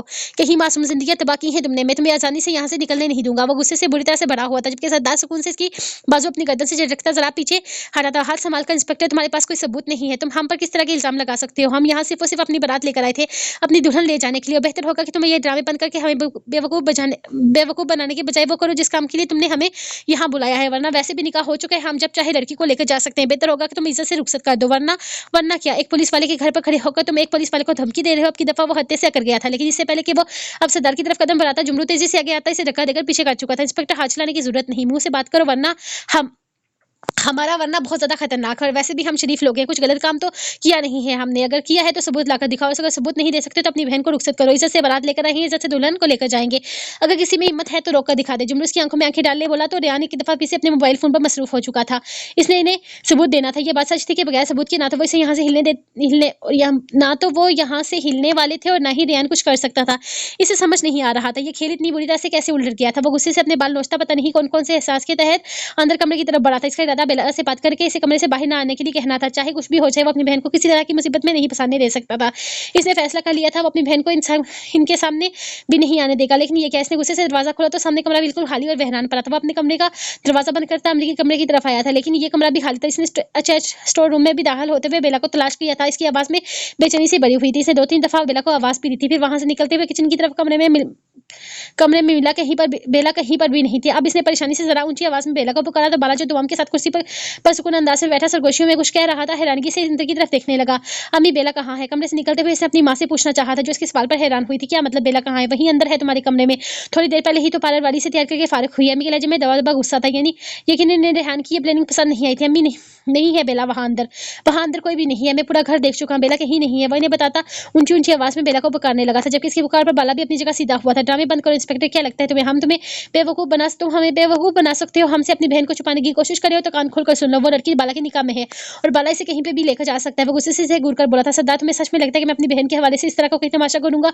वो वहीं बरामदे के अंदर खड़े हो बोला तो सरदार ने 2-3 कदम आगे बढ़ाते हुए पूरे घर की तरफ नजर दौड़ाई थी। वो यहाँ खड़ा कब से यही सोच रहा था कि आखिर डाका डाकू यहाँ क्यों आया था, लेकिन अब शायद इसे समझ में आ गया था। यहाँ ही इसने अपनी निशानी यहाँ इसीलिए छोड़ी थी ताकि सरदार को पता चल सके कि इसकी मौजूदगी से शादी में रही है। तेजी से अंदर दाखिल होते हुए वहां मौजूद तीनों कमरों की तरफ देखने लगा। वो पहले बड़े कमरे की तरफ आता, दरवाजे से हर तरफ झांक कर अब दूसरे कमरे की तरफ आया था, जो यकीनन रेहान का कमरा था। इस रेहान के कमरे के सामने वाली खिड़की टूटी हुई थी। मतलब साफ था कि कोई प्लानिंग की गई है। इंस्पेक्टर, तुम्हारी वर्दी किसने पहनाई है? आंखें और कान खुले रखो। तुम्हारी बहन शायद भाग गई है, या फिर नहीं, ऐसा मुमकिन नहीं है। मेरी बहन को अपने भाई पर पूरा यकीन है। वो जानती है इसका भाई इसके साथ कभी भी कुछ गलत नहीं होने देगा। भागने का तो सवाल ही पैदा नहीं होता। जरूर तुम लोगों ने ही कुछ किया होगा। बताओ कहाँ है मेरी बहन? वो गुस्से से सरदार से इस्तफार करने लगा तो सरदार ने आंखें घुमाई थी। हमें कह भी इल्म नहीं आता। अगर हमें भाई तुम्हारे सामने खड़े थे तो हमने तुम्हारी बहन को हरगिज गायब नहीं किया होगा ना। और अगर तुम्हारी बहन घर से नहीं भागी तो यकीनन कोई ना कोई से यहाँ से लेकर गया है। और जिस तरह से ये खिड़की टूटी हुई है, लेकिन यहीं से तुम्हारी बहन को निकाला गया होगा, क्योंकि वहां तुम्हारी खिड़की के शीशे पर कुछ सुर्ख रंग कपड़े नमा कोई चीज़ है, शायद बेला का दुपट्टा होगा, कहीं इसे कोई उठाकर तो नहीं ले गया। वो खिड़की की तरफ बढ़ते हुए इसके लेंगे कि दुपट्टे को अपने हाथ में ले चुका था, जिसका छोटा-सा टुकड़ा ही मौजूद था। कौन कर सकता है ऐसी हरकत? मेरी बहन खुद अपनी मर्ज़ी से तो निकल नहीं सकती थी। यकीनन ये सब कुछ किसी ने ये सब कुछ डाका डाकू ने किया है। अब समझ में आया कि इसने यहाँ फायरिंग करके अपना निशान क्यों छोड़ा। ये इसी की हरकत है, इसके अलावा ये कोई नहीं कर सकता। वो जैसे हर मसले का हल इसे दे रहा था, लेकिन वो ऐसा क्यों करेगा? वो तो तुम्हारा आदमी है ना, तुम्हारा ताया है, तुम्हारे साथ इसका खून का तल्लक है। तो वो बेला बेला की शादी को तो बीवी को बाला की बीवी को शादी के दिन इसके घर से क्यों उठवाएगा? रेहान जैसे पागल होने को था, जबकि बाला भी अंदर दाखिल होते हुए इनके पास आ गया था। वो तो हम वहां जाएंगे तो पता चलेगा ना। मेरे ख्याल में हमें जल्द से जल्द इस तक पहुंचना चाहिए। आपकी दफा सरदार रेहान की परेशानी को समझते हुए नरमी से बोला था, क्योंकि ये इसकी बहन का मामला था। वो हर किसी से परेशान नहीं कर सकता था। बकवास बंद करो, मैं तुम लोगों की मदद की जरूरत है, मुझे तुम लोगों की मदद की जरूरत नहीं है। ये सब कुछ मैं खुद हैंडल कर लूंगा। तुम लोग बस इंतजार करो कि कब तुम लोगों के से दिन शुरू होते हैं। तुम लोगों के खिलाफ सारे सबूत है मेरे पास, जो भी तुम लोगों के सामने पेश करके तुम लोगों को जेल के चार दीवारी के पीछे करूंगा। ये मत सोचना इस वक्त खुद को मसलम साबित करके तुम लोगों ने मुझे अपना पीछा छुड़वा लिया है। क्या तक नहीं छोड़ूंगा मैं तुम लोगों को। वो गुस्से से दहा रहा था, जो दिल में आए वो करो इंस्पेक्टर। चलो सरदार, हम भी देखते हैं कि ये क्या करता है। तुम्हें लगता है ना कि तुम अपनी इस थर्ड क्लास पुलिस नफरी के साथ अपनी बहन को आजाद करवा लोगे, या फिर रागा डाकू से इसको छुड़वा लोगे? तो छुड़वा के दिखाओ। बल्कि मैं खुद ये नहीं कि तुम्हारी बहन का शोर इस मामले से तो तुम्हारी बहन का शोर इस मामले में किसी तरह की इन्वॉल्वमेंट दिखाने से इनकार करता हूँ। मैं देखता हूँ कि तुम्हारी ये पुलिस किस हद तक तुम्हारा साथ देगी। बाकी यहाँ से हम नहीं जा सकते, इसका फैसला तुम नहीं यहाँ तुम्हारे सबूत करेंगे। चौक क्या याद करोगे? तुम्हारे साले होने के ताते हुए तुम्हारी पूरी छुट्टी देता हूँ कि मेरे खिलाफ सबूत लेकर कबीले में आ जाना। हम सब डाकू खुद अपने आप को तुम्हारे हवाले करेंगे, लेकिन सबूत लाना पहली शर्त है। अगर तुम सबूत लाने में कामयाब नहीं हो पाए तो अपनी ये शक्ल दिखाने की भी जरूरत नहीं है। और क्या कहा तुमने कि तुम्हें ना तो हमारी मदद चाहिए और ना ही अपनी बहन की रुखसती करोगे? तो जाओ, तुम्हें इजाजत देता हूँ कि जो चाहते हो कर लो। अगर हिम्मत है तो अपनी बहन को रागा डाकू से छुड़वा भी लेना, क्योंकि तुम्हारी तरफ से इस धोखे के बाद अब तुम्हारी बहन सारी जिंदगी तुम्हारे घर पे तो बैठ सकती है, लेकिन इस रुखसती बाला डाकू से इसकी रुखसती बाला डाकू से जिंदगी भर नहीं होने देगा। ना तो खुद तुम्हारी बहन को अपनाऊंगा और ना ही किसी को अपनाने दूंगा। अगर इसे रागा डाकू की गिरफ्त से जिंदा छुड़वाने में कामयाबी हो गए ना, तो सारी जिंदगी इसको इसी घर में बिठा कर रखना, क्योंकि तुम्हारी बहन किसी तरह का रिश्ता बनाने के काबिल ही नहीं है। वो कहते हुए कमरे से निकल गया था, जबकि सरदार एक नजर से देखता इसके पीछे ही निकला था। वो बाहर आते हुए दुआम का हाथ आहिस्ता से थामता, इसलिए बाहर निकलने लगा। ऐसा ऐसा वो सारे डाकू ही वो जगह छोड़कर जा चुके थे, जबकि कोई सबूत न होने की वजह से वो ना तो इन्हें रोक पाए थे और ना ही वो डाका डाकू के बारे में कुछ भी जानते थे। मेरी बहन को वो आदमी उठाकर ले गया है। आप लोग प्लीज मेरी मदद करें, मेरी बहन की जिंदगी का सवाल है, इसकी इज्जत खतरे में है। वो कमरे में से निकलते हुए कामरान से बोला था, और यहाँ ये जो डाकू हमारी इज्जत लूट कर गए हैं, इसका क्या? इतनी बड़ी नफरी होने के बावजूद हम इन लोगों को पकड़ नहीं पाए। जाकर थाने में सबूत ढूंढो इनके खिलाफ, ताकि हम इन्हें अरेस्ट कर सके। तुम्हारी बहन का मामला बाद में देखा जाएगा। इंस्पेक्टर कामरान गुस्से से दिखा रहा था। बाद में देखा जाएगा क्या मतलब है सर? मेरी बहन की इज्जत खतरे में है, इनकी जिंदगी खतरे में है। कोई अजनबी सा डाकू से उठाकर ले गया है और आप लोगों को इन लोगों की पड़ी है। हाँ, हमें इन लोगों की पड़ी है, क्योंकि इनाम और प्रमोशन इन लोगों की गिरफ्तारी से मिलना है, रागा डाकू की गिरफ्तारी से नहीं। और वैसे भी ये लोग इतना बड़ा केस नहीं है। इतना बड़ा केस है कि अगर मैं तुम्हारी बहन को कोई और वैसे भी ये इतना बड़ा केस है कि अगर मैं तुम्हारी बहन को कोई हो भी गया तो बड़ी बात नहीं है। लेकिन अगर यहाँ पर इस मकाम पर आकर हम इन डाकू को इस तरह से आजाद छोड़ देते हैं तो सारी जिंदगी अपने मुंह पर थूक करवाने के लिए तैयार रहना। इंस्पेक्टर कामरान गुस्से से बोल रहा था, जबकि गुस्से से दिमाग तो रेहान का भी घूम रहा था। इसकी बहन की जिंदगी खतरे में थी, इज्जत खतरे में थी, और वो इस बात को कोई अहमियत ही नहीं दे रहे थे, जैसे वो कोई मामूली इंसान हो जिसका इन सब चीजों में होना ना होना एक बराबर हो। यहाँ तक कि इनके लिए जो रागा डाकू कोई अहमियत ही नहीं रखता था, इन्हें सिर्फ और सिर्फ डाकू सरदार की परवाह थी, जिसके खिलाफ कोई सबूत नहीं था। मतलब साफ था कि इसकी दफरी इस मामले में इसका कोई साथ नहीं देने वाली, यानी इसे अपनी बहन के लिए अकेला रहना होगा। लेकिन कैसे? वो तो जानता तक नहीं था कि रागा डाकू कौन है और कहाँ है, और बिना पुलिस की मदद के वो कुछ भी नहीं कर सकता था। घर सुनसान पड़ा हुआ था, जबकि वो चुपचाप बाहर रखी कुर्सी पर बैठा हुआ था। टेंट सर्विस वाले आकर अपना सामान उठा रहे थे। वो बिल्कुल खामोश था। इसे अपनी नफरी से ऐसी उम्मीद न थी, इसे यकीन था कि वो लोग इसके साथ देंगे और वो इन लोगों की मदद की खातिर अपनी बहन की जिंदगी दांव पर लगा चुका था। रेहान ने जिंदगी में पहली बार अपने किसी केस में अपने घर वालों को शामिल किया था, अपनी बहन की जिंदगी, इसकी इज्जत दांव पर लगाई थी, ये सोचकर कि वो अपने कानून का हक अदा करे। लेकिन जिस तरह बीच में दान में वो इन लोगों ने इसे तनहा छोड़ा था, वो सच में इसे हिलाकर रख गया था। इसे शर्म आ रही थी। वो एक ऐसी फौज का हिस्सा था जिसके लिए अपने मतलब के अलावा कुछ भी अजीज नहीं था। वो लोग सरदार दिलदार के खिलाफ सबूत ढूंढने के लिए निकल चुके थे। किसी को इसकी बहन की परवाह न थी। इसकी बहन को घर के अंदर से गुंडे उठाकर ले गए थे और वो कुछ भी नहीं कर पाया था। इतनी सारी पुलिस फोर्स के बीच की इसकी बहन कहीं गायब हो गई थी और वो कुछ भी नहीं कर पाया था। ये बात भी इसे दिलदार नहीं बताई थी कि ये काम रागा डाकू का है, वरना शायद इसे तो कभी पता भी ना चलता कि हर इसकी बहन गायब कहाँ हुई है। कल ही अपनी मनमानी जो तुम चाहते थे हो गया ना। अब सुकून में हो तुम। अपनी यूनिफॉर्म से वफादारी निभाने के लिए अपनी ही बहन की जिंदगी दांव पर लगा दी। इसका पाकीज़ा रिश्ता, इसका निकाह दांव पर लगा दिया तुमने। इन लोगों को पकड़ने की खातिर ये तक ना सोचा कि तुम्हारी बहन की जिंदगी बर्बाद हो जाएगी। रेहान अकरम, मेरी बेटी कहाँ है? कहाँ है मेरी मासूम बच्ची? कौन है वो लोग जो इसे उठाकर ले गए? तुम्हारी पुलिस फोर्स जिसके लिए तुम दिन रात एक करते हो, क्यों क्यों तुम्हारे काम नहीं आई? क्यों इन लोगों ने तुमसे मुंह फेर लिया है? जवाब दो रेहान अकरम, मेरी बेटी कहाँ है और कब तक वापस आएगी भी या नहीं? जवाब दो, मैं तुमसे जवाब मांगती हूँ। रेहान अकरम, इस फोर्स के लिए तुमने अपनी इज्जत दांव पर लगा दी। बताओ क्या किया है इन लोगों ने तुम्हारे लिए? आज जब तुम्हें इसकी मदद की जरूरत थी वो चेहरा फेंक कर चले गए, क्योंकि इसके लिए इनकी यूनिफॉर्म पर सितारे अहमियत रखते हैं, इनके लिए इनकी प्रमोशन अहमियत रखती है, इनामी रकम अहमियत रखती है। तुम्हारी बहन या तुम्हारी इज्जत इनके लिए कुछ भी नहीं है। रेहान अकरम, अगर मेरे लिए मेरी बेटी मेरा सब कुछ है मगर मेरे लिए मेरी बेटी सब कुछ है। मेरी बेटी मुझे वापस चाहिए। आज मेरी बेटी की शादी थी जो सिर्फ़ और सिर्फ़ तुम्हारी खुदगर्ज़ी की वज़ह से नहीं हो सकी। मेरी बात कान खोल कर सुन लो रेहान, अगर मेरी बेटी पर आँच भी आई ना तो मेरा मरा हुआ मुँह देखोगे। अम्मी खुदा के लिए ऐसा ना कहें, मैं टूट जाऊँगा, मैं टूट चुका हूँ। अम्मी मैं कुछ भी नहीं जानता, रागा डाकू कौन है, कहाँ से आया है, इसका तल्लक कहाँ से, यहाँ तक कि वो इस वक़्त कहाँ है मैं नहीं जानता। मैंने इसे सिर्फ़ एक दफ़ा देखा है, वो भी अपने ही घर पर। अगर ये पुलिस फ़ोर्स मेरी मदद नहीं कर सकती तो मैं भी कुछ नहीं कर पाऊँगा। वो इस मामले में पुलिस ने और इस मामले से पुलिस ने हाथ उठा लिए हैं, तो जाकर बाला से मदद माँगो। जाओ और बाला को कहो अपनी इज़्ज़त की हिफाज़त करे। बेला इसके निकाह में है, इसकी बीवी है, वो मुहाफ़िज़ है इसका। अगर तुम नहीं तो वो है इसका निगहबान। जाओ जाकर कहो इसे हमारी बेटी को बाइज़्ज़त वापस लाए। बल्कि छोड़ो, तुम किस मुँह से कहोगे इससे कुछ भी? तुम तो इसे धोखा दे रहे थे, इसके साथ फ्रॉड कर रहे थे। अरे अपनी ही बहन को दाँव पर लगाकर तुम इन डाकुओं को पकड़ने जा रहे थे। क्यों? किसकी खातिर? चंद रुपयों की खातिर या मेडल की खातिर या अपनी यूनिफ़ॉर्म पर सितारे बढ़ाने की खातिर? ये तुम्हें भी प्रमोशन का लालच था। जवाब दो मुझे, क्यों किया तुमने ये सब कुछ रेहान? अपनी ही बहन की ज़िंदगी खराब कर दी तुमने। बताओ अगर तुम्हारी बहन इज़्ज़त से घर वापस आ भी गई तो कौन करेगा इसके साथ शादी? रेहान अकरम हकीकत पसंद बनो। तुम अपनी बहन की शादी एक डाकू से नहीं करना चाहते तो बताओ कि ऐसी लड़की जिसको शादी वाले दिन के ही लोगों के बीच में डाकू उठाकर ले गए थे, इस लड़की को कौन इज़्ज़त बनाएगा? तुम इसे बाला के हवाले नहीं कर सकते क्योंकि तुम्हें अपनी बहन के काबिल नहीं लगता बाला। तुम्हें एक इज़्ज़तदार आदमी से अपनी बहन की शादी करनी थी, तो बताओ कहाँ है वो इज़्ज़तदार लोग जो तुम्हारी बहन का हाथ थामेंगे?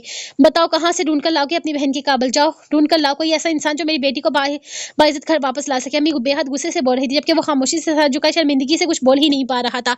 अम्मी मैं इसे लेकर आऊँगा, अपनी बहन को फ़िक्र ना करें। मैं इसके लिए कुछ भी बुरा नहीं होने दूँगा। इसके लिए मुझे कुछ भी क्यों ना करना पड़े, लेकिन मैं अपनी बहन को वापस लेकर आऊँगा। कबीले वालों के अलावा इस वक़्त मेरी कोई मदद नहीं कर सकता। तो मैं इन्हीं से मदद माँगूँगा। आप फ़िक्र ना करें, आपकी बेटी सही सलामत इज़्ज़त से वापस आएगी। मैं इसे लेकर आऊँगा। इसके लिए मुझे डकैत कबीले वालों के पाँव ही क्यों ना पड़ने पड़े, लेकिन मैं आपकी बेटी को वापस लेकर आऊँगा। वो इन्हें यकीन दिलाते हुए घर से निकल गया था, जबकि अम्मी सिर्फ़ और सिर्फ़ इसके लिए दुआएँ ही कर सकती थी। इंस्पेक्टर कामरान पागलों की तरह थाने में दाखिल होते हुए सरदार के खिलाफ सबूत तलाश करने लगा था। ऐसे कैसे हो सकता था? सरदार के खिलाफ इसे कोई सबूत ही नहीं मिला था। इसने हर मुमकिन कोशिश कर डाली थी। पूरा थाना उलट-पुलट कर रख दिया था। यहाँ पर कोई भी फाइल मौजूद ही नहीं थी। वो पागल हो रहा था गुस्से से। ऐसा कैसे हो सकता था? आज से तकरीबन 18-19 साल पहले भी वो किसी तरह से डाकू दिलदार को पकड़ना चाहता था। किसी भी तरह वो अपना प्रमोशन करवाना चाहता था। इंस्पेक्टर की इस कुर्सी पर बैठने के लिए इसने और किसी को नहीं बल्कि सरदार के बाप को ही मारा था। किसी ज़माने में इंस्पेक्टर साबर और हवलदार कामरान इन डकैतों का सबसे बड़ा दुश्मन था, जिसके लिए साथ मिलकर इसने कबीले पर हमला करके कबीले को तबाह और बर्बाद किया था। इसके अलावा भी बहुत कुछ हुआ था। इस साजिश में सिर्फ इंस्पेक्टर साबर और हवलदार कामरान शामिल थे, लेकिन इस वक्त राका डाकू ने इनकी मदद की थी और आज राका डाकू ही सारा काम तबाह करके गया था। वो खामोशी से इंस्पेक्टर रियान की बहन को उठाकर ले गया था। इसकी सारी प्लानिंग पर पानी फेर गया था। ना इंस्पेक्टर रियान की बहन अभी इसके पास थी और ना ही सरदार के खिलाफ या डकैत कबीले के किसी भी डाकू के खिलाफ इनके पास कोई सबूत था। इसे सबसे ज्यादा गुस्सा रियान पर आ रहा था, जो सारी सिचुएशन में इसकी मदद करने के बजाय अपनी बहन के लिए सोच रहा था। एक मामूली सी लड़की ही तो थी। अगर इतने बड़े मिशन में इसकी बहन की कुर्बानी चली भी जाती तो फिर भी इसका डबल प्रमोशन हो सकता था। क्या फायदा हो सकता था इसे? लेकिन नहीं, इंस्पेक्टर रियान पहले तो अपनी बहन पर रिस्क लेने का फैसला कर लिया था। अब जैसे वो पागल ही हो गया था। अपनी बहन के अलावा इसे कुछ भी सूझ नहीं रहा था। इसे तो प्रमोशन भी नहीं चाहिए थी, लेकिन इंस्पेक्टर कामरान को प्रमोशन चाहिए थी। इसी प्रमोशन के लिए तो इसने 19 साल पहले भी डकैत कबीले के खिलाफ इतना बड़ा एक्शन लिया था और बिना किसी भी नफरी के इन पर हमला करके पूरा कबीला तबाह कर दिया था। अब तो वो हर हद पार करने को तैयार था, लेकिन मसला ये था कि अब दूसरों के कंधे पर बंदूकें रखकर चलाने के बाद अपना नाम लगाकर प्रमोशन हासिल करना मुमकिन नहीं रहा था। इसने बड़ी होशियारी के साथ रियान अकरम को अपनी बातों में बहला फुसलाकर अपना काम निकलवाने की पूरी कोशिश की थी, लेकिन वो बेवकूफ अब भी अपनी बहन के पीछे लग गया था और यहाँ पागलों की तरह सरदार के खिलाफ सबूत तलाश कर रहा था, क्योंकि इसने कहा था कि एक भी सबूत अगर निकल आया तो भी डकैत कबीले के सारे डाकू सर सरेंडर कर देंगे, लेकिन यहाँ तो एक सबूत भी नहीं मिल रहा था। आखिर ये सारी फाइल गायब कहाँ हो गई थी? कौन हो तुम लोग? मुझे यहाँ लेकर क्यों आए हो? ये कौन सी जगह है? छोड़ो मुझे, मैं कहती हूँ मुझे यहाँ से बाहर निकालो। वो एक अजीब गार सी जगह थी जहाँ आगे बड़ा सा पत्थर पड़ा हुआ था। वो चीख रही थी, चिल्ला रही थी, इनकी मिन्नतें कर रही थी इसे यहाँ से बाहर निकाला जाए, लेकिन कोई नहीं था जो इसकी बेकार सुनता। पत्थर पर हाथ मार मार कर वो थक चुकी थी। इसका दुपट्टा काफी ज्यादा फट चुका था। इसका हसीन दुल्हन रूप पूरी तरह से बिगड़ा हुआ था। इसे बस इतना याद था कि कमरे में कोई दाखिल हुआ था और फिर अगले हीले में किसी ने इसके चेहरे पर रुमाल रखा था। इसके बाद क्या हुआ था वो कुछ भी नहीं जानती। वो बेचैन थी। बाला को धोखा देते हुए इसका दिमाग पूरी तरह से काम करना छोड़ चुका था। इसके जहन में सिर्फ और सिर्फ बाला सवार था। वो इसकी बातें, इसकी मोहब्बत याद करते हुए इसके अलावा और कुछ सोच ही नहीं पा रही थी। जब अचानक की खिड़की से कुछ लोग इसके कमरे में दाखिल हुए थे। वो लोग कौन थे वो नहीं जानती थी और उन लोगों ने चेहरे पर पर्दा बांध रखा था, शायद वो डकैत थे। इसके बाद उन्होंने इसके चेहरे पर रुमाल रखा और तभी से वो बेहोश थी। अब इसे होश आया तो इसने अपने आप को एक बंद गुफानुमा जगह पर पाया था, जहां पर सिर्फ और सिर्फ एक पीले रंग का बल्ब लगा हुआ था। ये जगह बिल्कुल खाली थी। ऐसा लग रहा था जैसे वो पत्थरों के बीच में है, कोई रास्ता नहीं था, कोई रोशनी नहीं थी। इसे खौफ महसूस हो रहा था। ये कबीले वाली जगह तो नहीं लग रही थी। ऐसा लग तो नहीं रहा था कि पाला इसे यहाँ पर लाया है, तो फिर वो यहाँ कैसे आई? वो लोग कौन थे? वो बुरी तरह से उलझन का शिकार थी। एक दफा फिर से चीखने चिल्लाने लगी, लेकिन यहाँ कोई भी नहीं था जो इसकी चीखों पुकार को सुनता। ऐसा लग रहा था जैसे ये दीवारें बहरी हैं और ये पहाड़ बिल्कुल खामोश। वो चिल्ला चिल्ला कर थक हार कर बैठ गई थी। सदा ये तुमने क्या किया? तुम दुल्हन को यहाँ उठाकर क्यों लाई हो? भला इससे क्या फायदा हो सकता है? मुझे तो समझ में नहीं आ रहा कि आखिर तुम्हारे दिमाग में चल क्या रहा है, यहाँ पर दुल्हन को लाने का क्या फ़ायदा है? तुम जानते हो अगर कबीले के डाकू को पता चल गया कि तुमने ये हरकत की है, तो वैसे भी तुम्हारी जान के दुश्मन हैं, तुम किसी बड़ी मुसीबत में मत फँस जाना। रशीदी से देखते हुए बोल रहा था, जबकि वो पहाड़ के कोने पर खामोशी से बैठा हुआ था। वहाँ अंदर तो इसे सिर्फ़ और सिर्फ़ गार में बेला की चीखों-पुकार सुनाई दे रही थी, जिससे तंग आकर वो गार से निकलकर यहाँ आकर बैठ गया था। कौन बताएगा इन लोगों को रशीदे, कौन बताएगा? कोई भी तो नहीं। इसे कानो-कान खबर नहीं होगी कि इसकी मनगुफ़ा मेरे पास है। वो पुरसुकून अंदाज़ में बोला था, हमें किसी ने वहाँ नहीं देखा। वो लोग सोच रहे होंगे कि आखिर इंस्पेक्टर की बहन कहाँ गायब हुई? बाला को खुश नहीं होने दूँगा मैं। 1 डेढ़ हफ़्ते के बाद भेज दूँगा इसे वापस इसके भाई के पास। ये सोचकर कि बाला की मनगुफ़ा 1 हफ़्ते तक रघु के कैद में नहीं है, बाला हरगिज़ इससे शादी नहीं करेगा। इसकी मोहब्बत की दुनिया बर्बाद हो जाएगी और ये जो जश्न मना रहा है ना, वो ये जश्न यहीं अधूरा रह जाएगा। या एक और काम करो, इसकी लाश भिजवाऊँगी इनके पास। बाला बड़ी मोहब्बत करता है इस लड़की से। अगर ये लड़की मर गई तो सरदार का दायाँ बाजू टूट जाएगा, जिस तरह इसने मेरा बाजू तोड़ा है। वो अपने एक बाजू की तरफ इशारा करते हुए बोला, जहाँ की जगह बिल्कुल खाली थी। हाँ, मैं जानता हूँ बहुत फ़र्क होगा इसके और मेरे बाजू में, लेकिन बाला की तकलीफ सरदार से देखी नहीं जाएगी। बहुत मोहब्बत करता है वो बाला से, अपने दोस्त के साथ तड़पेगा, इसके दुख में रोएगा और सरदार डाकू को सुकून मिलेगा। इसी तरह एक दिन बाला भी मर जाएगा। उसे देखते हुए बोला तो रशीद कंधे उचकाकर इसके करीब ही बैठ गया था। सरदार, क्या हम आप कबीले के इन डाकुओं का मुकाबला नहीं कर सकते जो इनकी औरतों का इस्तेमाल कर रहे हैं? मेरा मतलब है, अगर पकड़े गए तो तुम जानते हो तुम्हारी बंदूक से निकली हर गोली के होल पर एक कोड लिखा होता है। रशीद ने जैसे से कुछ याद करवाया था। तुम्हें लगता है सरदार दिलदार जिसकी भाभी घर से गायब हुई है और डाकू बाला जिसकी मनगुफ़ा गायब है, वो वहाँ खड़े होकर एक गोली का कोड देखने में वक्त बर्बाद करेंगे? बेफिक्र हो जाओ, इसका शक हम पर हरगिज़ नहीं जाने वाला। वो बेफिक्र अंदाज में बोला था। इन्हें दूर से गोरू की टापों की आवाज़ आना शुरू हुई है। गोरे तो डकैत कबीले के लग रहे हैं, लेकिन वो यहाँ इस तरफ क्यों आ रहे हैं? राका डाकू का दिल जोर से कांपा था। इसके मुताबिक सरदार हरगिज़ नहीं जानता कि राका डाकू का ठिकाना यहाँ है। इसे पूरा यकीन था कि किसी ज़माने में यहाँ पर जुए का अड्डा हुआ करता था, लेकिन जब से सरदार ने हुकूमत संभाली थी, इसने इस जगह को मुकम्मल तौर पर बंद कर दिया। यहाँ किसी भी डकैत का आना जाना नहीं था, बल्कि 8 साल से ये जगह बिल्कुल बंद थी। राका डाकू ने वापस आकर तकरीबन 8 साल बाद इस जगह को आबाद किया था, जहाँ पर इसने कुछ साथी भी इसके साथ गए हुए थे, लेकिन कबीले के किसी भी डकैत का इस तरफ कोई आना जाना नहीं था। वो बहुत अच्छे तरीके से जानता था कि ये लोग यहाँ क्यों नहीं आ रहे हैं। सरदार, भाग निकलते हैं यहाँ से, इससे पहले कि वो डाकू हमारे पास आ जाएं। हमें यहाँ से भाग निकलना चाहिए, वरना लोग हमें जान से मार डालेंगे। रशीद का खौफ से उठकर कांपते हुए बोला, जबकि राका डाकू ने गुस्से से इसकी तरफ देखा, फिर नफी में सर हिलाया था। हम कोई भगोड़े थोड़ी हैं जो भाग जाएंगे रशीदे, इसकी इज्जत इसके वक्त हमारे पास है। तुम्हें लगता है कि वो अपनी इज्जत पर किसी तरह कोई रिस्क लेकर बेफिक्र हो जाओ? जब तक बाला डाकू की दुखती रग हमारे हाथ में है, तब तक वो हमारा कुछ नहीं बिगाड़ सकता। वो पुरसुकून अंदाज में बोला तो रशीद ने एक नजर से देखा था। वो बिल्कुल ठीक कह रहा था। बाला डाकू की इज्जत इनके पास थी, तो वो बाला इनके खिलाफ क्या ही कर सकता था? राका डाकू को अच्छी गोलियां हरगिज नहीं खेलता था, इतना तो वो बहुत अच्छे तरीके से जानता था। तभी तो वो डाकू सरदार के सामने इसे अहमियत दे रहा था।